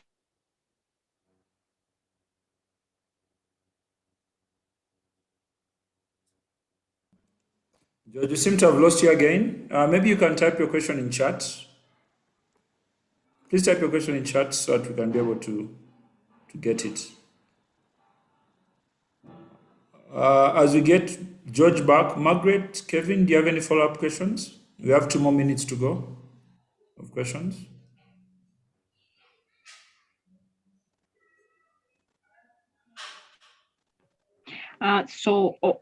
Basically, I think I might already know the answer to this, but just to confirm, so that means you haven't generated any revenue as of now, right? Yes, as of now, we haven't generated revenue yet. We are focusing on making sure that we get a sizable number of users. So we are and improving the product. We launched this product in beta in March, and our focus was to be able to get customer feedback, which has helped us to iterate and improve it, and as well create a business section which was not there before.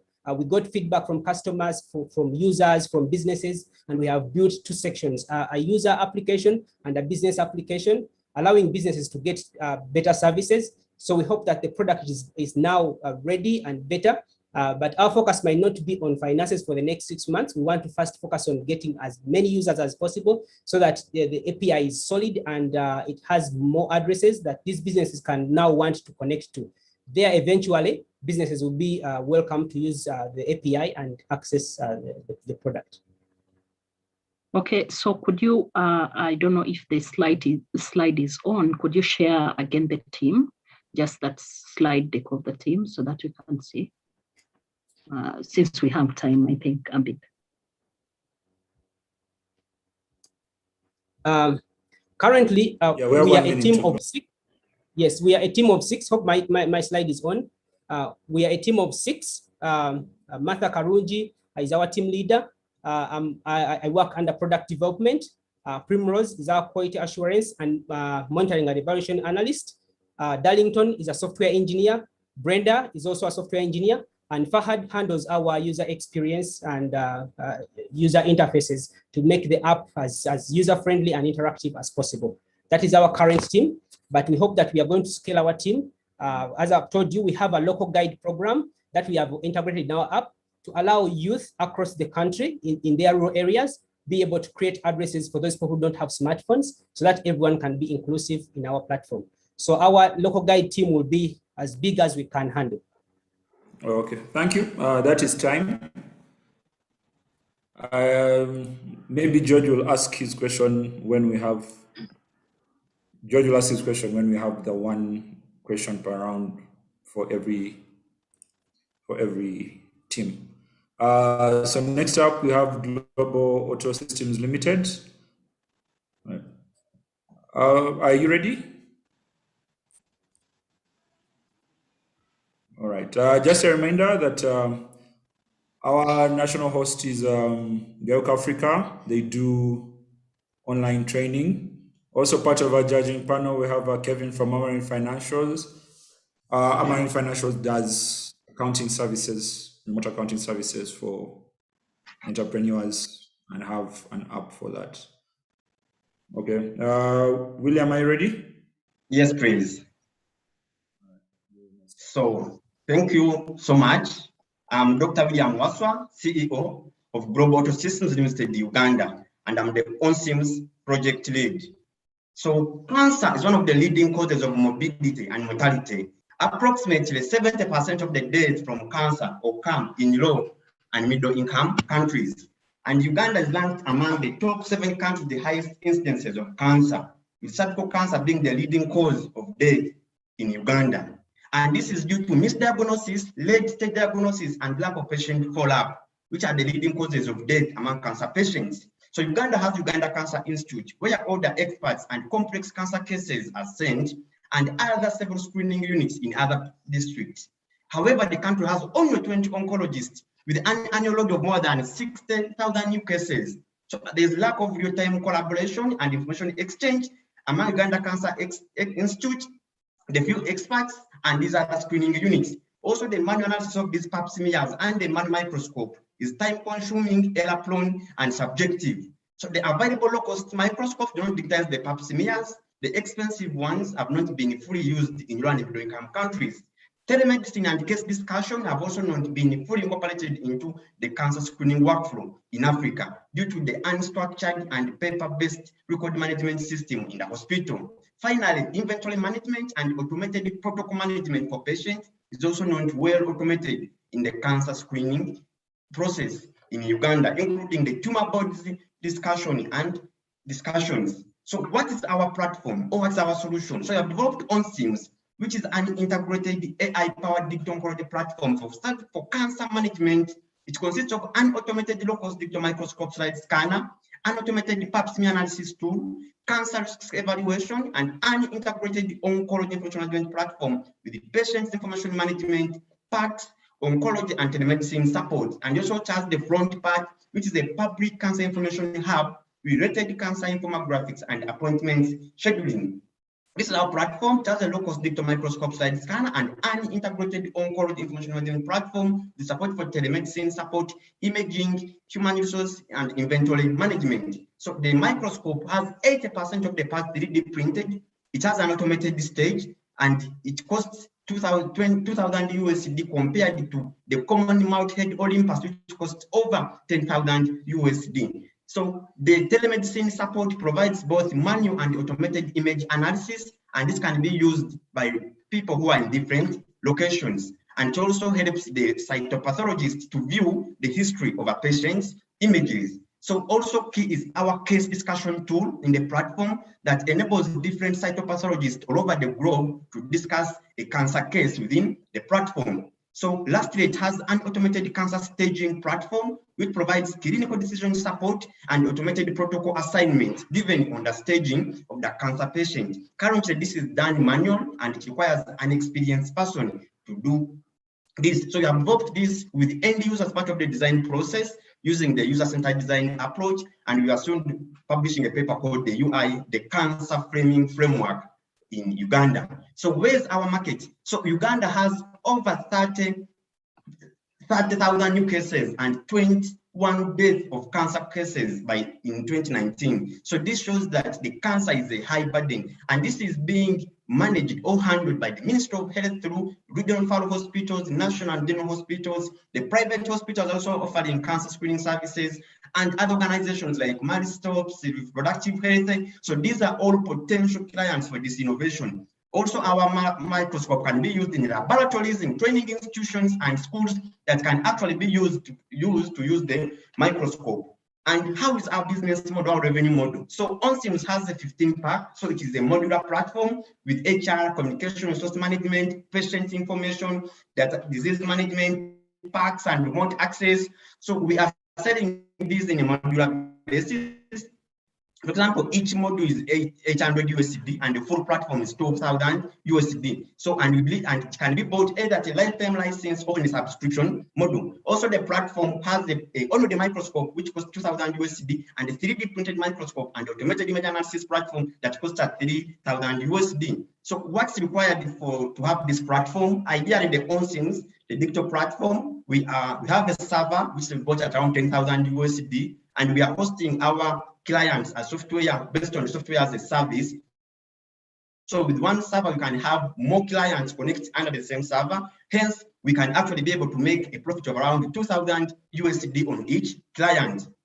So the traction so far we have got in 2018, we in partnership with WHO, we improved our platform. And in 2018, with support from USAID, we have piloted or we implemented this platform at Imbabwe Referral Hospital, serving over 60 million people in its catchment area. In 2020, in partnership with the Royal Academy of Engineering, as OnSIMS was selected among the 2020 finalists for the Engineering Innovation Award.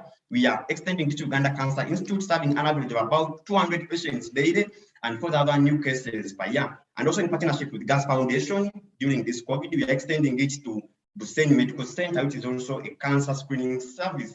So what's our competitive advantage? Locally, we don't have certain integrated platform. The platform that is there locally is the DHIS, which is being used to manage cancer. However, it has its limitations. Globally, we have SubScan, FastScan, and Biospa as some of the integrated oncology management platforms. However, these also have their own workflows, which cannot be easily customized for use in the local setting. So this is our business model canvas, but what is key is our value proposition. We are offering a low-cost digital platform, providing instant and accurate diagnosis, patient data management, SMS reminder to improve adherence to cancer screening, appointments, telemedicine to utilize the few experts we have, HR management and inventory, which are all driven by the patient data in the system. So our next steps, we want that by 2027, we want to have all national referral hospitals, regional and general hospitals, and at least all private hospitals serving over 60,000 cancer patients enrolled on the platform. We want to establish a data center for patients' data in Uganda, and also build capacity for the project team in terms of AI, microscope, and advanced trainings. We also want to partner with cloud service providers for data-driven health ecosystem in Uganda, East Africa, and then globally. This is the team. We have Joseph Ezati is a software engineer in charge of software. Maureen is the business administrator. Richard Kimela is an electronics engineer. Edwin is an IT engineer. These are all graduates. Marriott, the data scientist, specializing in data analytics. Kaibaza Sandra is ME and quite a All right. Thank you, William. That is time. I could see you're trying to run through all the names. Okay. Judges, any question? We have a question from George. Yes, hi. I hope my internet's going to work now. Apologies. So thank you for the presentation. What I wanted to ask was about your track record. You mentioned some partnerships, but I wanted to get a more concrete understanding in terms of what have your revenues and profits been, and what projections do you have for the future? Yeah, so thank you so much. Yeah, this is ideally what we plan, because currently we have 4 hospitals using the platform, and each is actually charged, or it's being paid using the full model of $12,000 per year. So our plan is that in the starting next year, we want to have at least more 4 regional referral hospitals enrolled on the platform, and we believe that we shall be able to have a profit margin of over $400 in the next 5 years. So what about currently? Because this is your revenue model. What are your actual revenues? So our revenue models currently, this, for example, we say that for implementing. Waswa, I think the question is, this is your revenue model, but what have been your revenues? What are your revenues last year and the year before and this year? Something like that. Yeah, we do have those, because with these partnerships, most of these partnerships have been through micro grants to support this. And we would say that has been part of the revenue, but not all, because some of the projects or some of the funds have been used to really implement the project. But from what we say, from our book, we have been able to make a profit of around $200,000 last year through the sales or through the implementation of these platforms. Is that sales? Is what, or that is revenue? $200,000? No.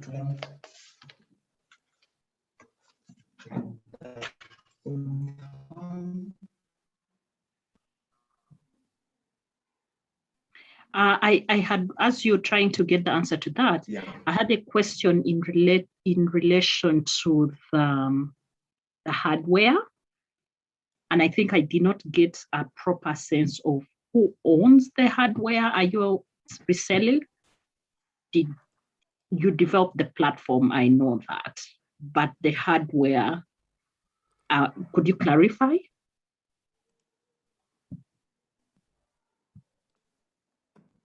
Yeah, we also develop the hardware. This is hardware is 3D printed, and we do have the 3D printers and the design. We develop this.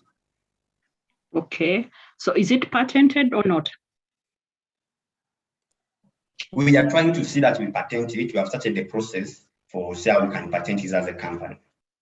But currently we haven't yet patented, but at least we have started the process. Okay. Have you, sorry, just to redirect back to George's question, Ali and Kevin's, of your cells that you said of 200,000, was that grants? Was those cells?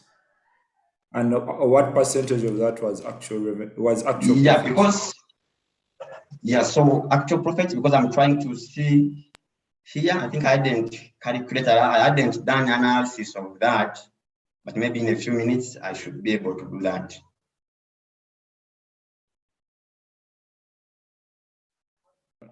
Margaret, any questions? There's a question, yeah, Margaret? Just maybe would you like to clarify who is your competition locally and globally? Like any that you know that's already doing something like this, or something around the lines of what you're doing. Thank you. Yeah, so thank you. So locally, because we have worked this with Mbarara Faro Hospital and some people from Uganda Cancer Institute, and some currently we don't have any local platform like that. What is being used is DHIS for just registry. It has the cervical cancer for different districts, but not used at the screening units, and also providing an integrated communication.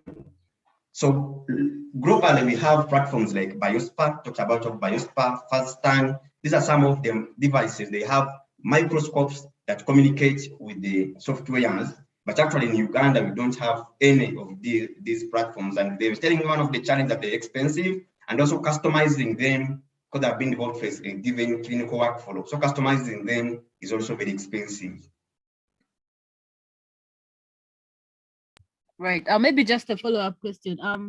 You said they're really expensive. Have you been able to identify like maybe any 2 or 3 paying customers within the Ugandan market? Yes. For example, Mbarara Faro Hospital, where it's being used. Initially, it was a small grant, but now they are willing to pay for it so that they can use it. Uganda Cancer Institute, we are in a partnership, and they are going to have it. If all goes well, they now should be able to buy it and put it in all the cancer screening units. But also have private hospitals too that are using the platform.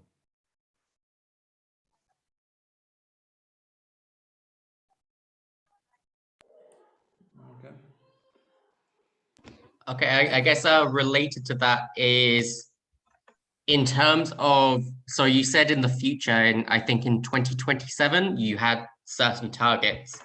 How far are you along with sort of conversations about reaching new customers?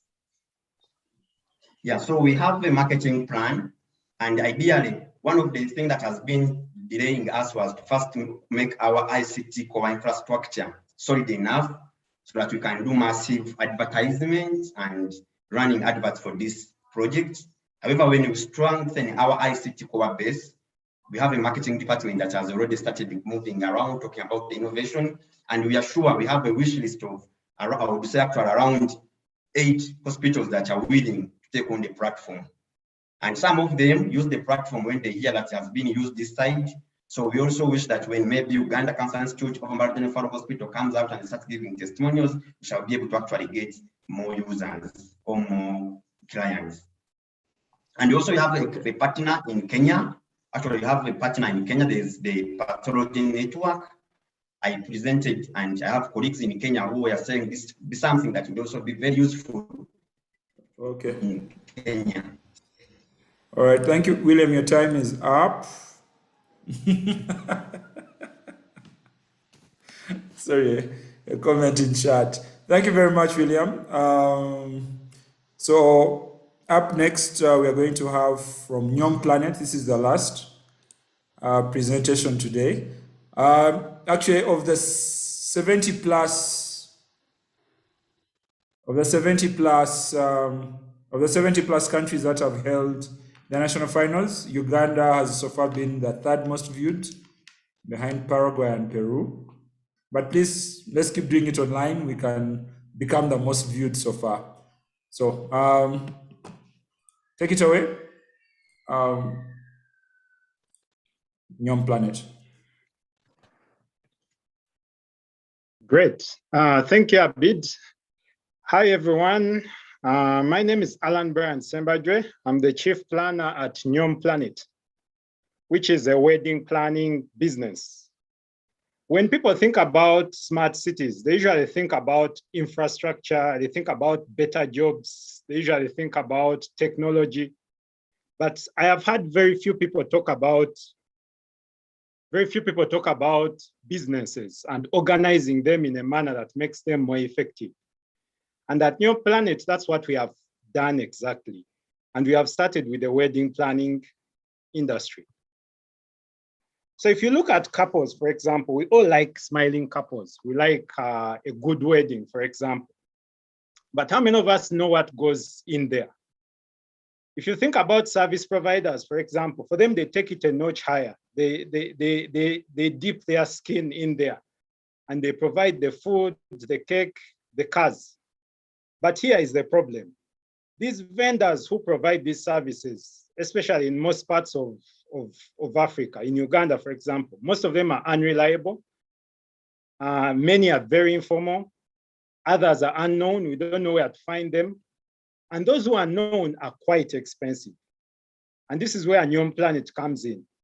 We are providing a solution as a platform where service providers can come onto this platform after they have been vetted so that they can be able to provide a quality service. This platform gives them visibility, but also we support them to become stronger and give a quality service. And on this same platform, they also meet the potential partners who are the couples. So basically business is done on this platform. So how is it designed? Currently, we have a website. The website is called Nyom Planet. And that website we have categorized 20 categories of service providers: cake, pictography, decor. If you open, for example, one of these, like the venue, you find that in there will be service providers whom you can access. If you're a couple that is looking to get married, you just get onto the website, get onto the vendors list and be able to pick a vendor and then ask for their service in a more organized and quickly accessible way. So what is our value proposition? As we have said, currently we have a platform which is in form of a website, which has service providers. We also have couples on one hand, and we hope that in future there will be advertisers who may also be the vendors themselves, but also others like telecoms. We are thinking that both the couples have something to be offered as well as the service providers. So the couples, for example, because of the high number of providers on the platform, we are thinking that they will save some money. It will save them some money. And as you know, in Uganda, weddings can be very, very expensive. But also we hope to provide them a quality service because we are vetting these vendors. No more things of you call the vendor on the last day and they said, I had my car breakdown, I think my oven is spoiled. No, we are vetting people and putting them on this platform and they'll provide a quality service. As for the service providers, we are saying we are providing a mobile application which is able to help them manage their bookings, manage partnerships, manage their finances. We are saying that if you have all your cars, for example, booked out for the weekend, you can find someone else on the platform who could provide cars for an intending couple. But also we think online transactions are going to be very effective going forward. So we want to provide them with that kind of service. So in terms of reach, right now, our figures may not look very good. We just started around October to market this site. And as you can see, those are the numbers. But don't miss this. For example, look at Pinterest. We thought we could take a little bit of interest. Pinterest has the lowest number, 7 followers, but look at the engagement there.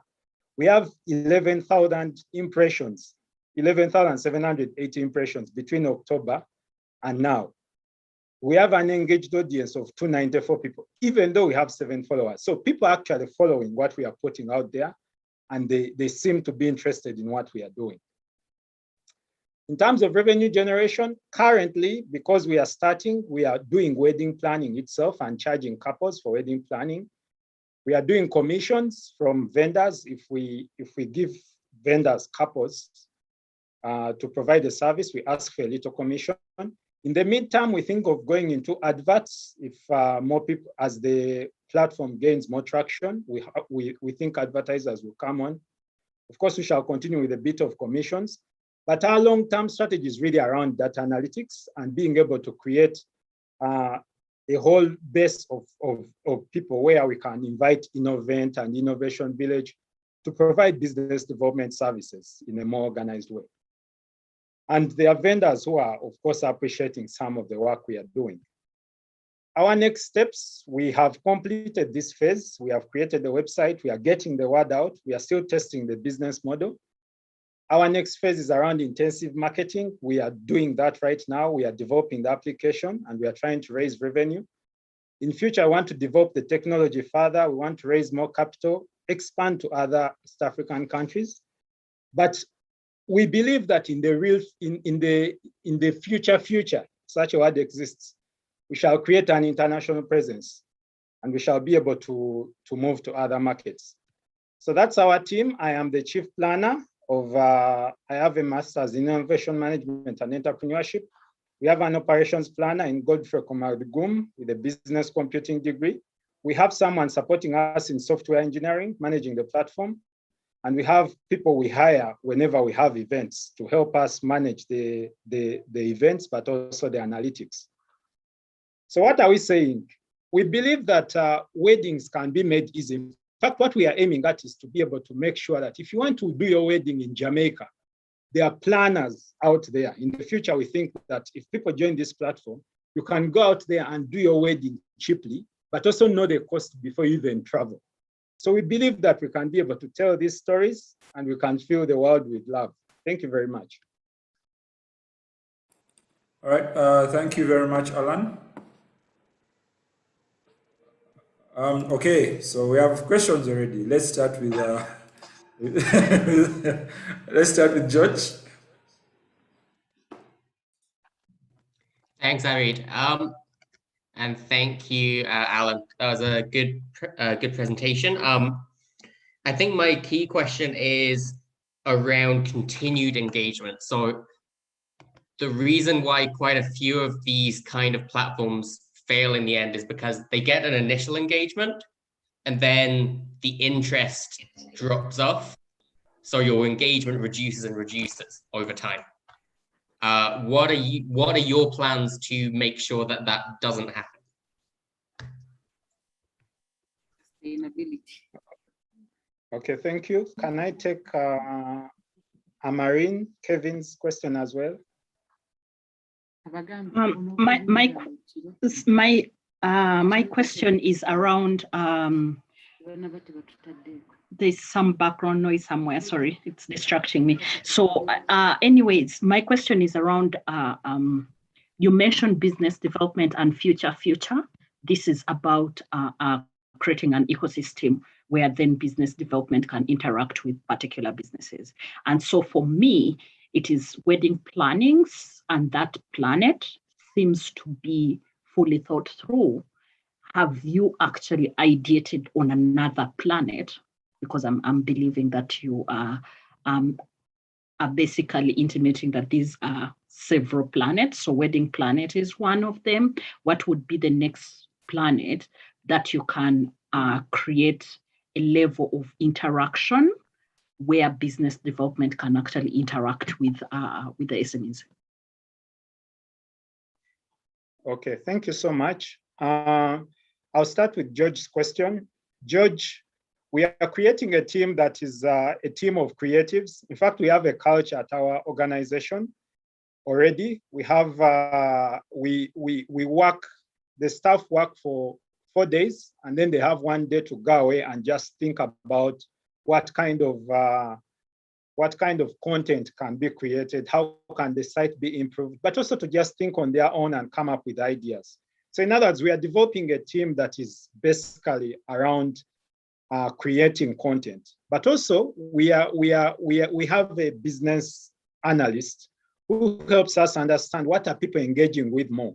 And that feeds into our creative work so that we can produce content that will keep the audience engaged. And incidentally, vendors have been telling us recently that Your site is very engaging whenever we interact with it. And you can see it even in the blogs. If you manage to visit it, you'll see that. But I will also answer Kevin's question. Kevin, Nyom Planet, Nyom means marriage. For those from Luo, you understand that. So yes, you are right. We have created a wedding planet or a marriage planet. We actually think of creating an agriculture planet. And that agriculture planet, we think, can have suppliers. It can have farmers. Basically, our goal is to formalize the informal sector. So we think we can create a platform that has farmers, that has suppliers, that has buyers and merchants. And then it also has government, which is interested in providing all these kinds of support schemes, but also business development service providers to be able to help farmers formalize. I mean, I would be interested to work with hydroponics around that. So we think, again, this can be pulled out into small businesses around farming. It can be pulled into businesses around merchants. It can be put out to any business industry that has a lot of informality, and then we can formalize it. I don't know if Kevin has a follow-up question, maybe Margaret. I think, Margaret, you can go on, then I come back with a follow-up. Yeah, I just wanted to understand, how do you get these different service providers on the platform, and how do you vet them? So if I come and I get the service with your platform, and unfortunately the service provider doesn't show up, who do I go to? Do I go to the service provider, or I come to you to tell you? Like, ideally, how do you solve that in case of something? Okay, so thank you, Margaret, for that question. The way we get these service providers, right now at the start, we are actually visiting them physically. We go to the place, see their location, see what they provide, visit their Facebook pages, talk a bit with people who have interacted with them, just to have an understanding. But in future, we are trying to develop a system in which we can be able to actually vet them in the sense of they have a criteria which they have to meet. For example, if they have a location, if they are registered, because all these things kind of build into the quality and should I call it the credibility of the service provider. So where they are not registered, we want to support them to register, to make them to provide a quality service. Now, you talked about if you have a challenge, where do you go? So what we have done is that initially, we are the ones who source the provider for you and support you to have the best service. But if you come to our site and basically just pick up the service provider and then you go and interact with them on your own, we believe that's not on us. Even though we labor in our efforts to try and make sure that everyone on the site is a credible provider, we are not answerable to that, but we can support you in following them up. And perhaps if we receive more complaints, we could even deregister them if they are not willing to go through a process of transformation. That's how we are managing the quality as of now. Okay, we have us just under 50 seconds. I think time for one more question. I think I have a question around how long have you been around? When did you begin? Okay, so we built this site in 2019, but we had a few issues at that time and we couldn't start operating. But last year in October, that's when we actually hired a team and started working around pushing the site. So basically, you can say we have been around for about 10 months now. Yeah.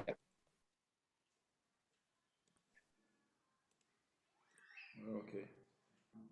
Abid, I believe you're saying Margaret, it's time. Yeah, time. It's time. Okay, so we shall have each of the ventures can now answer one more question that a judge feels was burning. So a judge can maybe choose two ventures. Everyone asks one question. George?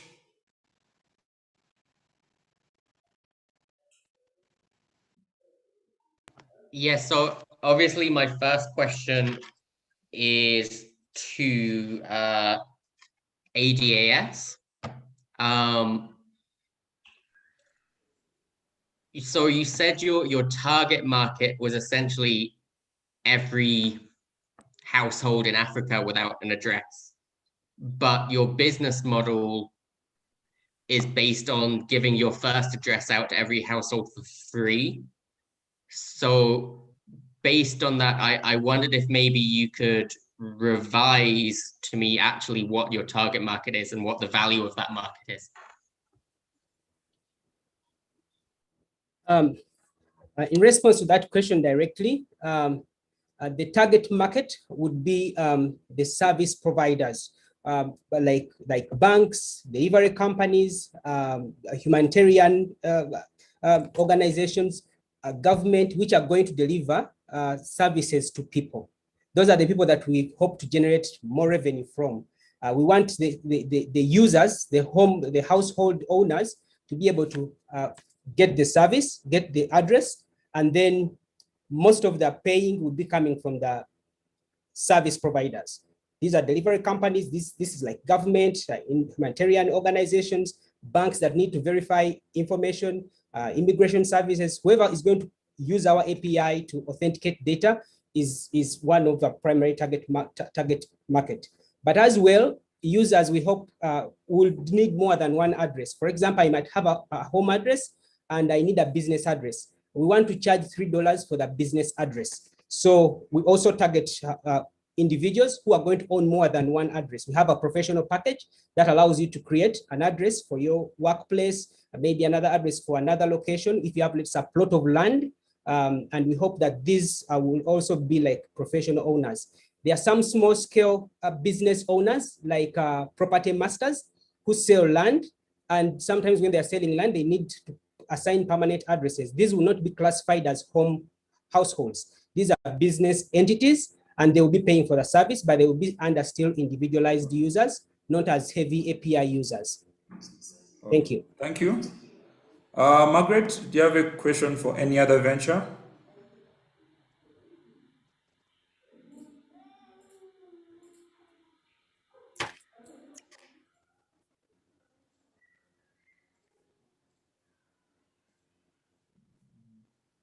Okay. Maybe. Okay. So Yes, I'm please. going to ask the question that we weren't able to answer. Is it okay if we go for it? Margaret asked a question you're unable to answer? Yes, during the first question session. Okay, yes, you can take this my as your question. one. Right, I'll go ahead. The question was about tracking job linkages, but I think it was answered when he said every communication that goes in happens within the platform. So unless you have something to add on that, but that was my question. How do you track job linkages? Yeah, I think that was the answer. Though you had also asked another question around, if we're to win, how are you going to use the finances? Do you still need that one answered? Okay. Now is the time if you want to. Now is the time. Right. This is your one shot remaining.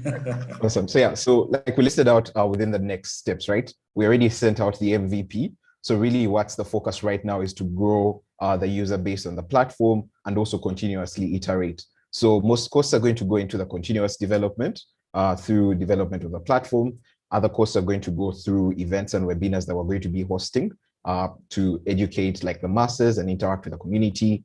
The third one is going to be through outreaches that we're going to be doing, and also around building a community of users around the product, so that we sort of create an ecosystem of employment that supports freelancers and entrepreneurs to use a product in a way that helps them.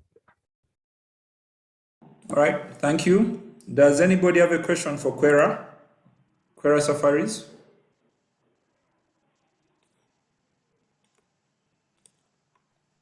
No, I don't. Okay. Anybody have a question for Quest? Basically, I have a question for Quest in relation to the the initial 500 subscribers, how did those people subscribe? Abraham? So the 500 people, we tried to You have 1 share minute. this concept with.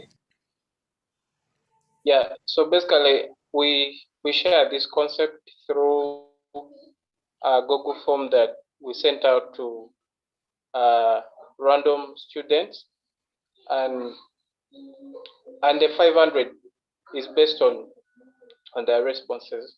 And these are people from different continents. They are not only from Africa, but from other places. So basically it was through a Google form that we sent out to people. Okay, noted. Does everybody have a question for Imani Academies?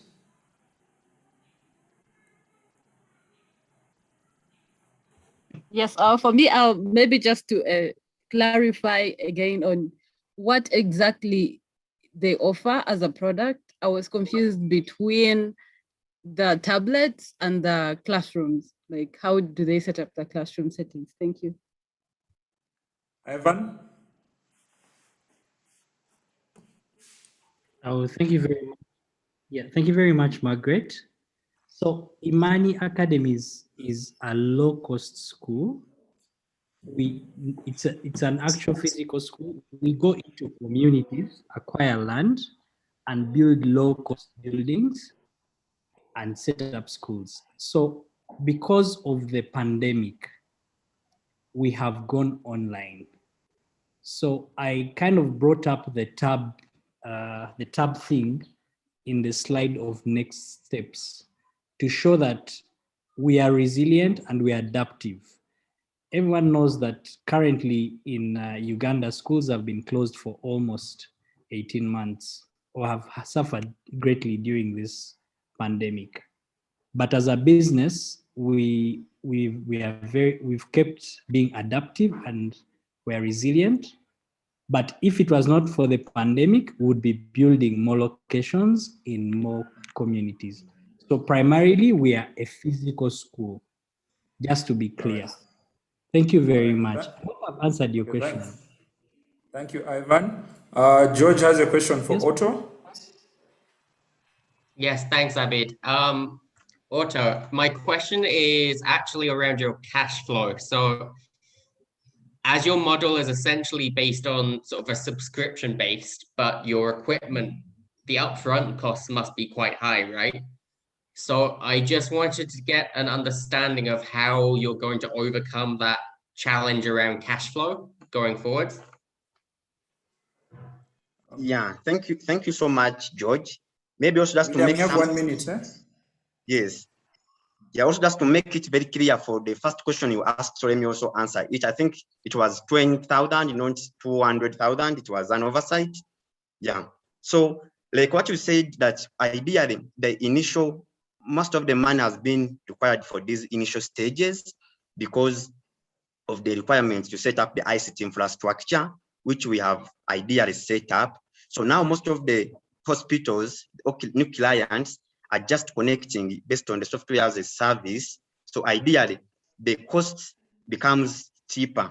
So as more people are joining, it's becoming cheaper to have them because they're already using the infrastructure that has already been set up.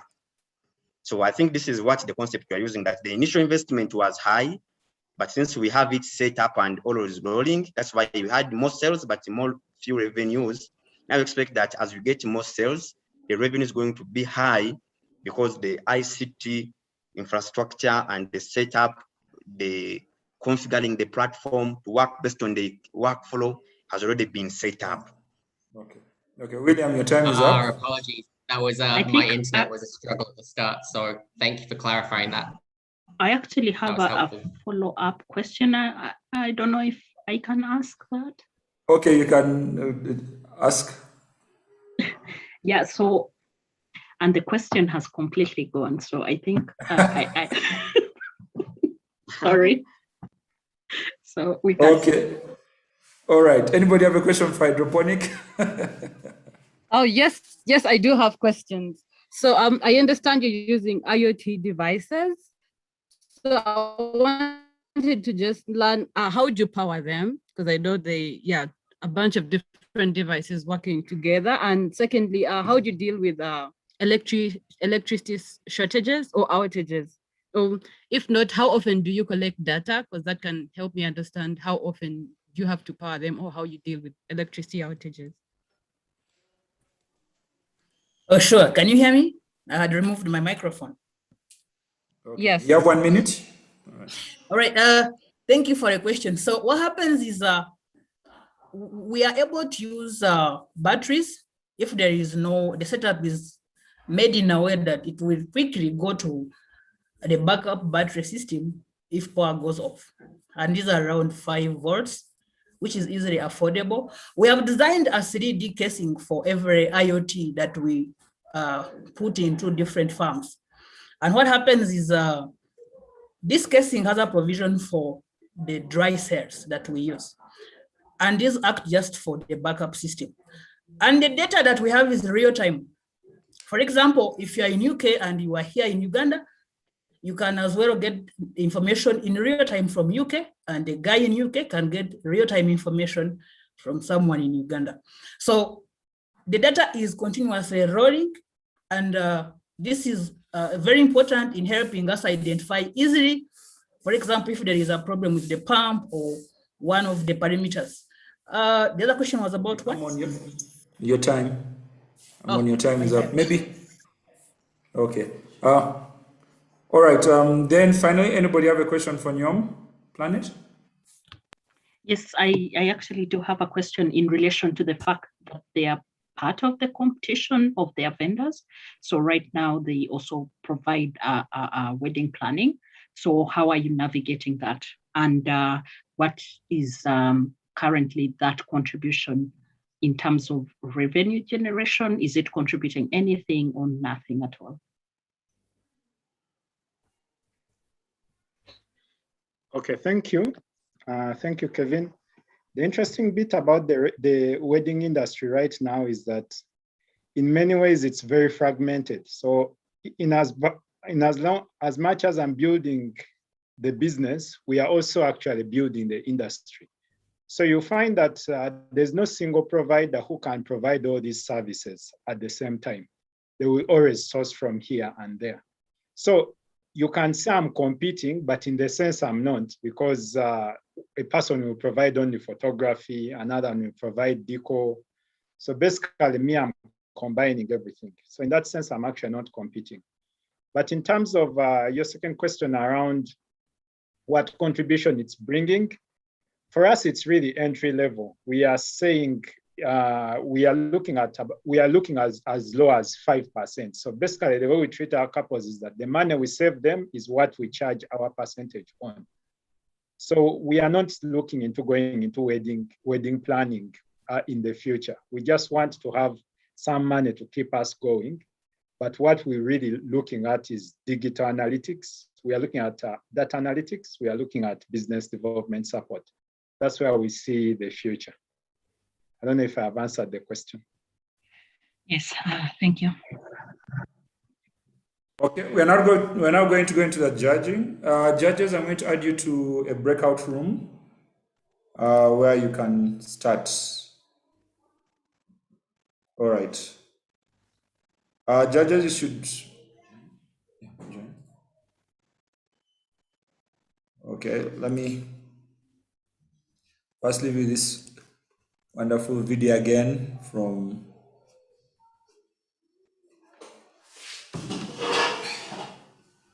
Hi, my name is Jonathan Altmans, and I'm the president and the founder of the Global Entrepreneurship Network. And on behalf of all of our global partners, especially the MISC Foundation, I want to welcome you to the Entrepreneurship World Cup. Over the course of the last 3 years since we kicked off this initiative, nations across the world, we've helped more than 300,000 startups test their ideas. Yes, they've competed for prizes.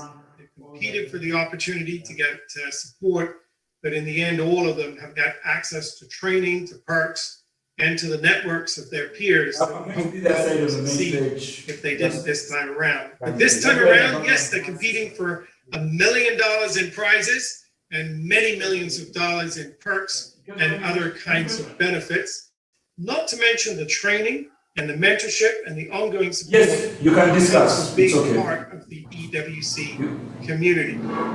We are very, very proud this year that the finals will be in November. They'll be back with the Global Entrepreneurship Congress, which is Jen's annual large gathering of the year of all 200 countries that we operate. Bringing together leaders of those ecosystems with their startups. I think I can actually just to really take a close look alongside their governments talk about that and what the future has in store for us in this post-pandemic environment. Right now, we're seeing the roaring back of our economies, and it's time for us to take a careful and thoughtful look about where are the tailwinds, yes, but where are the opportunities for us to build back better in this post-pandemic environment. So we'll be having that Congress, whether you win and get into the EWC 100 and make it to the EWC final stage. Doesn't matter, you're all welcome to join the Global Entrepreneurship Congress in Riyadh in November.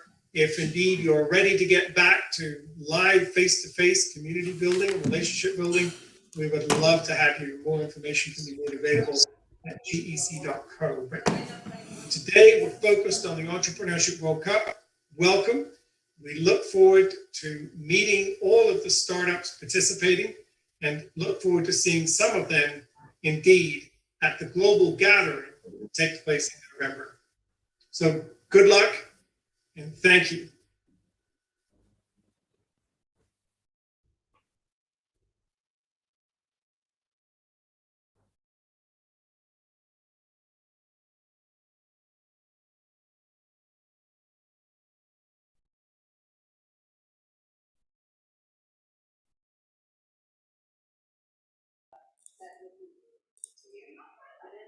All right. So the judges deliberate. They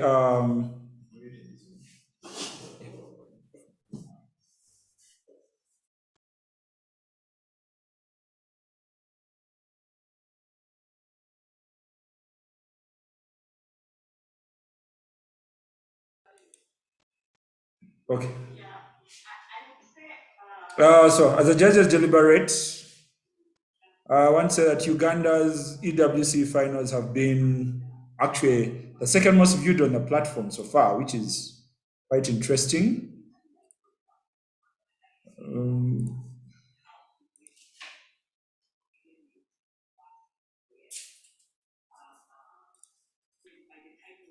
We are entrepreneurial like that.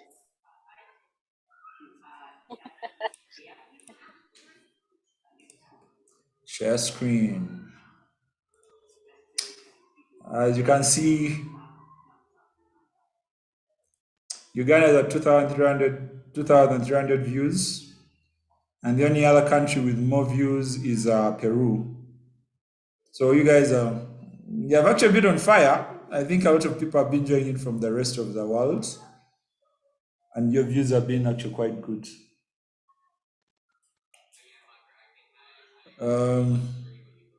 So your ventures are quite good. Let's just keep it up as we wait for the judges to finalize. Does this qualify us for an extra slot? Really, there should be awards for these views. Alan, you are muted. Wait. No, I'm not. Oh, okay, sorry. You can't hear me? Oh, so I can, sorry.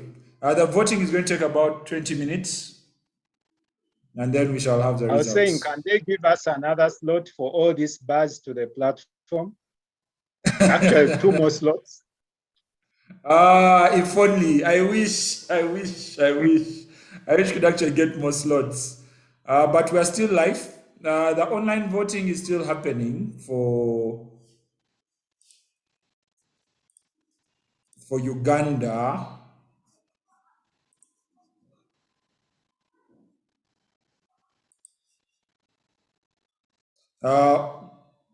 Yes, the audience views are still going on. So you can still tell people to actually vote in. It's interesting how they keep changing as they go on.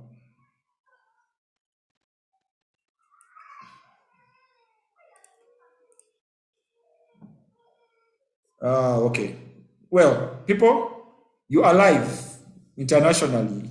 So maybe we can give each person a few minutes to actually talk about what they want to other people online. What do you want to say to them?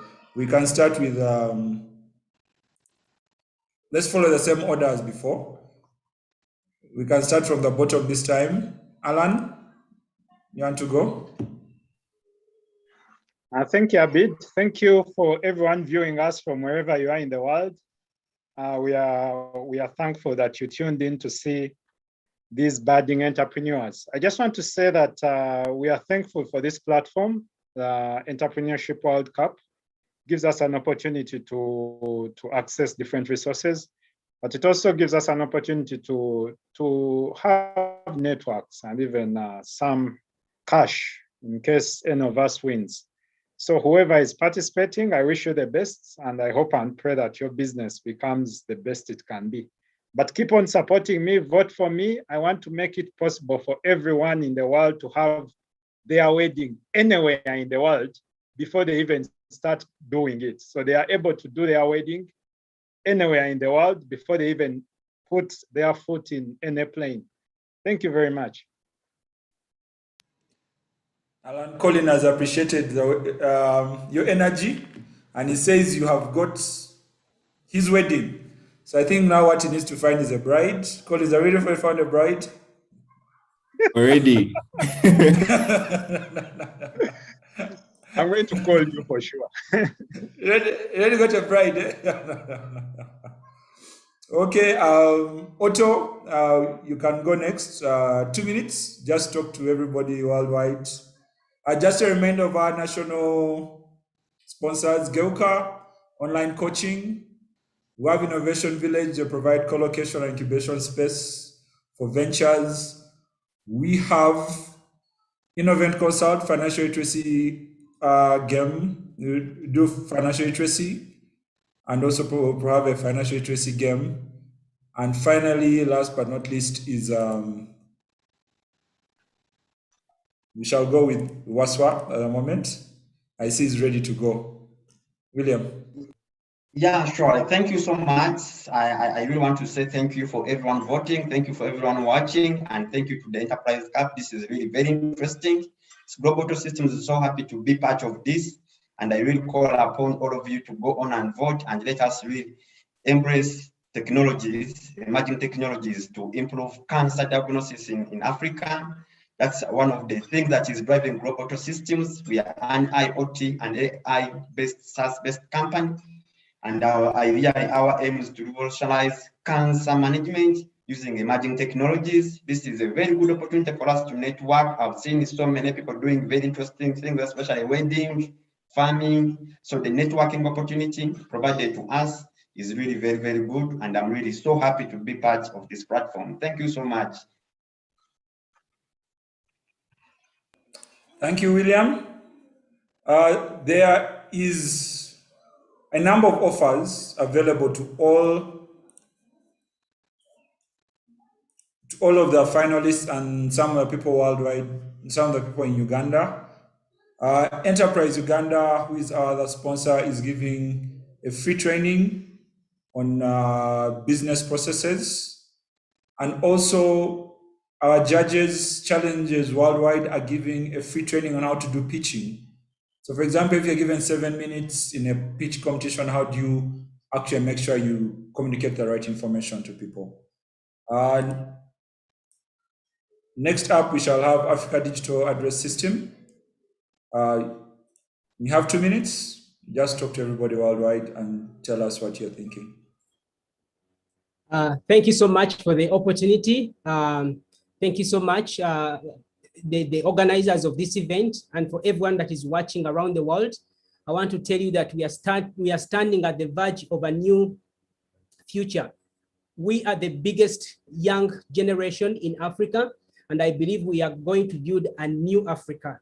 I encourage you, whoever is at home, who is delivering a service or producing something, even if you're making cakes from home, utilize the digital address. Tell your customers to sign up on others, get digital addresses, and be able to deliver these services to them. For those of you who are coming up with different various services, on-demand services, whatever service in which category you're working in, I welcome you to utilize the digital address platform. We also want to welcome young people from all over the continent to sign up and work as local guides, help your parents in the village who don't have smartphones to get digital addresses so that services can reach them easier. I want to end by thanking you for being part of this, and thank you so much for voting for us. We hope we are going to Ghana for the $500,000, and when we bring that money in Africa, we are going to revolutionize Africa for the better. Thank you so much. Thank you.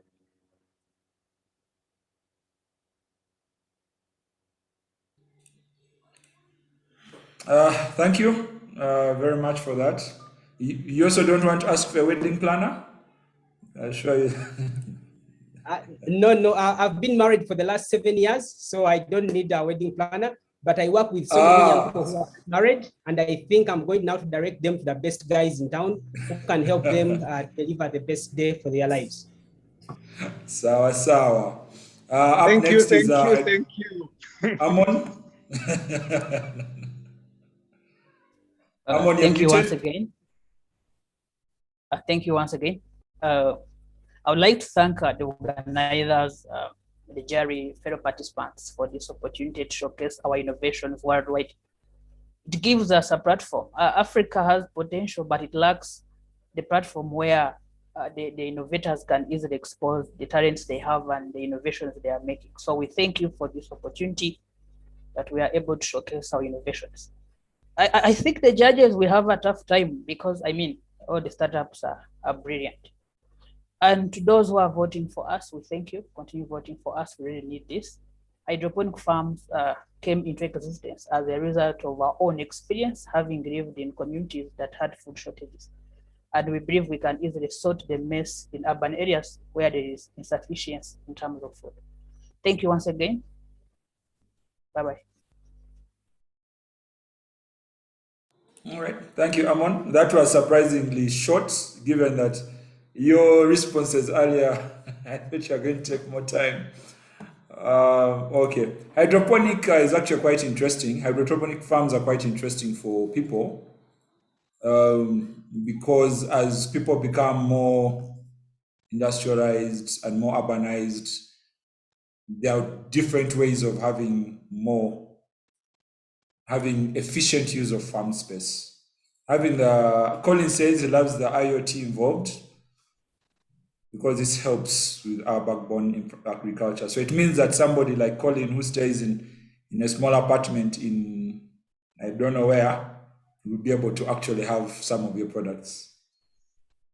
Oh, sure. Have you been stalking me? How do you know my apartment? It is easy. It is easy. It's easy to just say you fit the profile. I think Adas has given him an address. Yeah. Sure. Adas, there's a question for you, but isn't it confusing for somebody who got to know someone in Kampala and now moved to Luero? How does your system deal with those moves of people? Yes, the change of address is at the customer's discretion. If the user wants to change their address to a new location, that is okay. But the beauty with digital, for example, if you had already submitted your digital address to, let's say, on your passport or somewhere on a field form, and you have changed your location, you don't have to resubmit that address again. If it's you who is moving to that new location, you will just map your same address to that new coordinate, and you'll be able to receive the same service from other people. Because whenever a service is being delivered to you, the person delivering the service will check on the API to see where your address is located. So the beauty of digital is that you can move with it, other than the traditional way that when you move, then you have to change all your addressing information. All right, thank you. Thank you very much. So next up is Imani.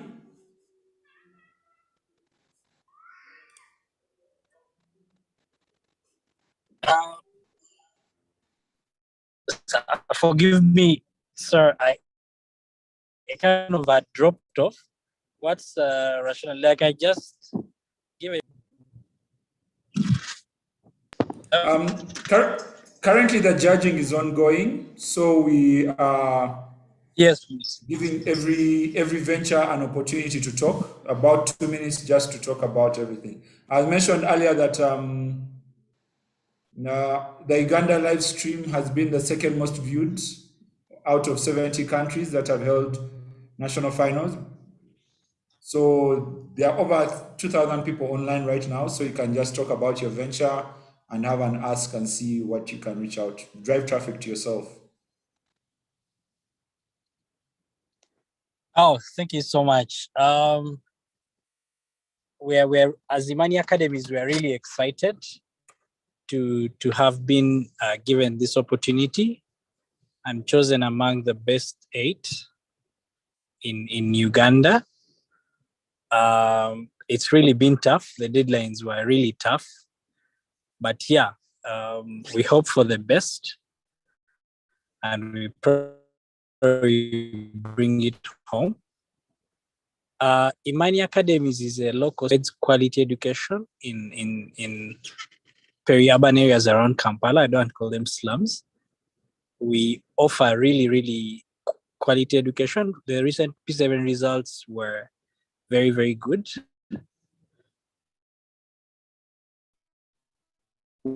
We have 2 locations.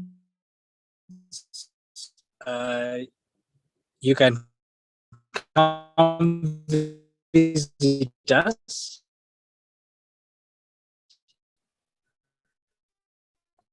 No. But doing we're really an open arms.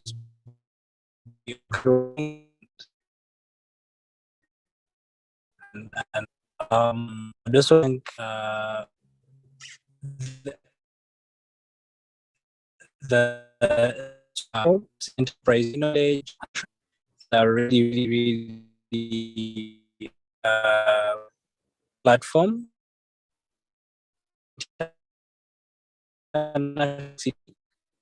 Business competitions, we'll make it to the final.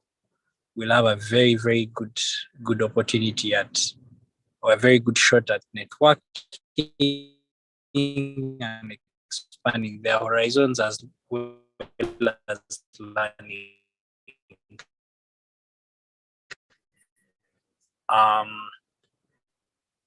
We was physical situation and a lot of limit. Ivan, your network is you are breaking up quite a bit. We're really to be really thank God. Thank you very much. Okay, so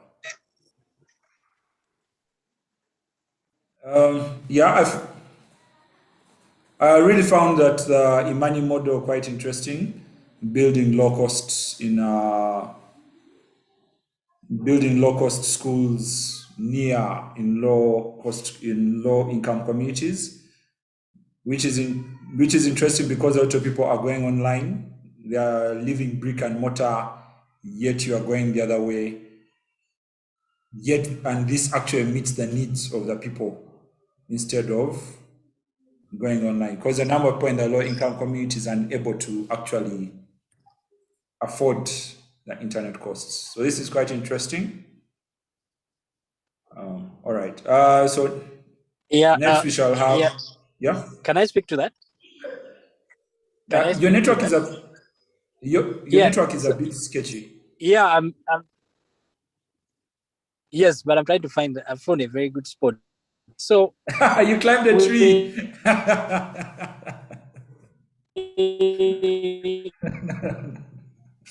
Okay. Education. Can see the network is not good. Yeah, I'm in one of the communities, so the network is actually not good, especially for these tech-enabled things. There, it will take some time, but I know it's also, it's the future. But for schools or for education, there's so many limitations. We've seen even during this COVID pandemic, online learning can only go so far. You cannot, for example, very low attention spans. I mean, the parents might be illiterate or might be busy. They may not be at home. Online learning has so many limitations. Yes, it made, as of course we go along and people keep innovating, it's the future. But we still need the physical education. So we believe a hybrid model would be the best solution to that. A bit of physical and a bit of technology-enabled classes. So yes, we are still in the brick and mortar for the long haul, and we believe learning goes beyond what you get from the teacher. It's from there are certain skills like socializing, playing together that have to be physical that you can't achieve online. So yes, we will still go on with our model of building locations. All right. Because of the industry we are in. Okay, thank you, Ivan. Our judges are back. This means they have finished their deliberations. So Wape, you get 1 minute, then followed by Quest and then Quera. Then we get the results. All right. Thank you so much. Thank you very much to the organizers for the platform that you have given us. It's an honor for us to be at the finals today. We really thank you for that. One thing I would like to say is that unemployment is a problem that we can solve amongst ourselves, because at the point at which we have reached, even our governments are overwhelmed. Very many youth and young people in Africa are very talented, and actually many of them spend hours, trying to study tutorials, getting more skills here and then. But the problem they have is that they are not exposed to the earning opportunities, and even the business owners do not know what they can do to make their challenges opportunities. I'd like to encourage all of us to check out WAPI at www.wapi.ug. I also want to thank all the firms that are here today. You guys are doing amazing. I can't wait to check you out, and I wish you the very best. All right, thank you very much, Natasha. Interesting, I had a concept like WAPI a few years ago, but I end up in financial literacy instead. Well done. All right, now Quest, 1 minute. First and foremost, I would like to really say that this is a great chance for what the organizers of this event have given onto each one of us. And one thing about Quest is ours is more than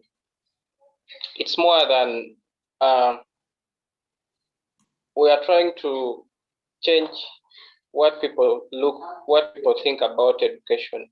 And education can serve a purpose, and it is one way of changing the world, just like what Nelson Mandela one time said.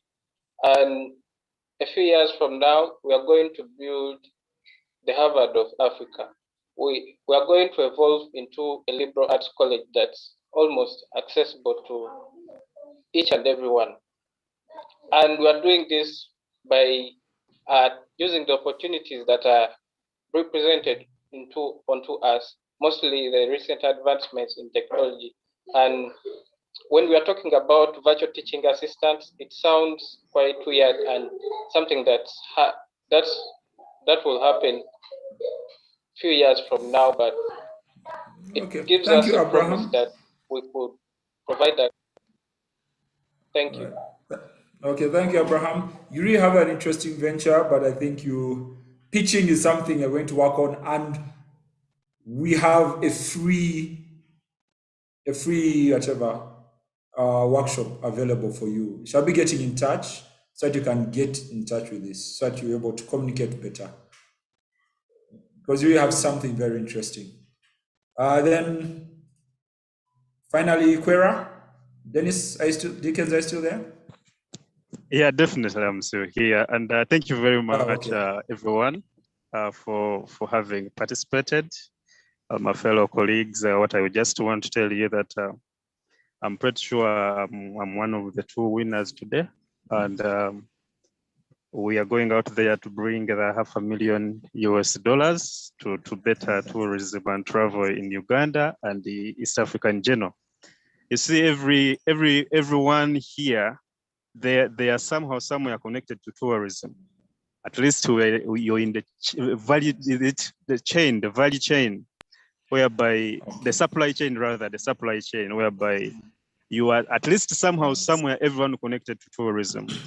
The one for agriculture, at least we eat your eggs, and the one for location, at least we use everything to do with address in our tourism operations. So we believe we can work together and also to better Uganda, East Africa, and Africa in general. Thank you very much.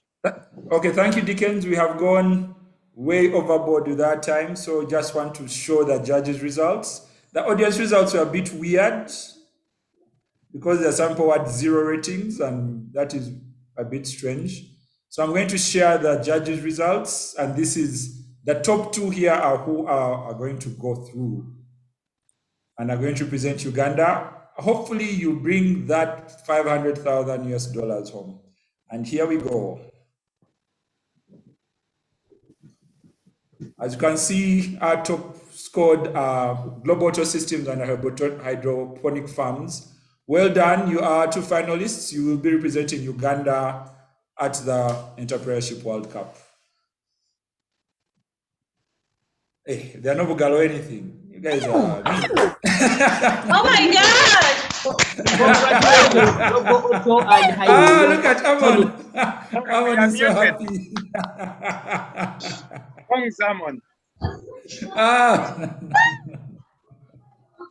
I'm bringing the money back home. Wow. Congratulations, guys. Wow. Okay, so people. Wow. You guys, is this for Amon. real? Is this for real, or is it a prank, or Okay, you'll be represented. Our judges have to go. Thank you very much.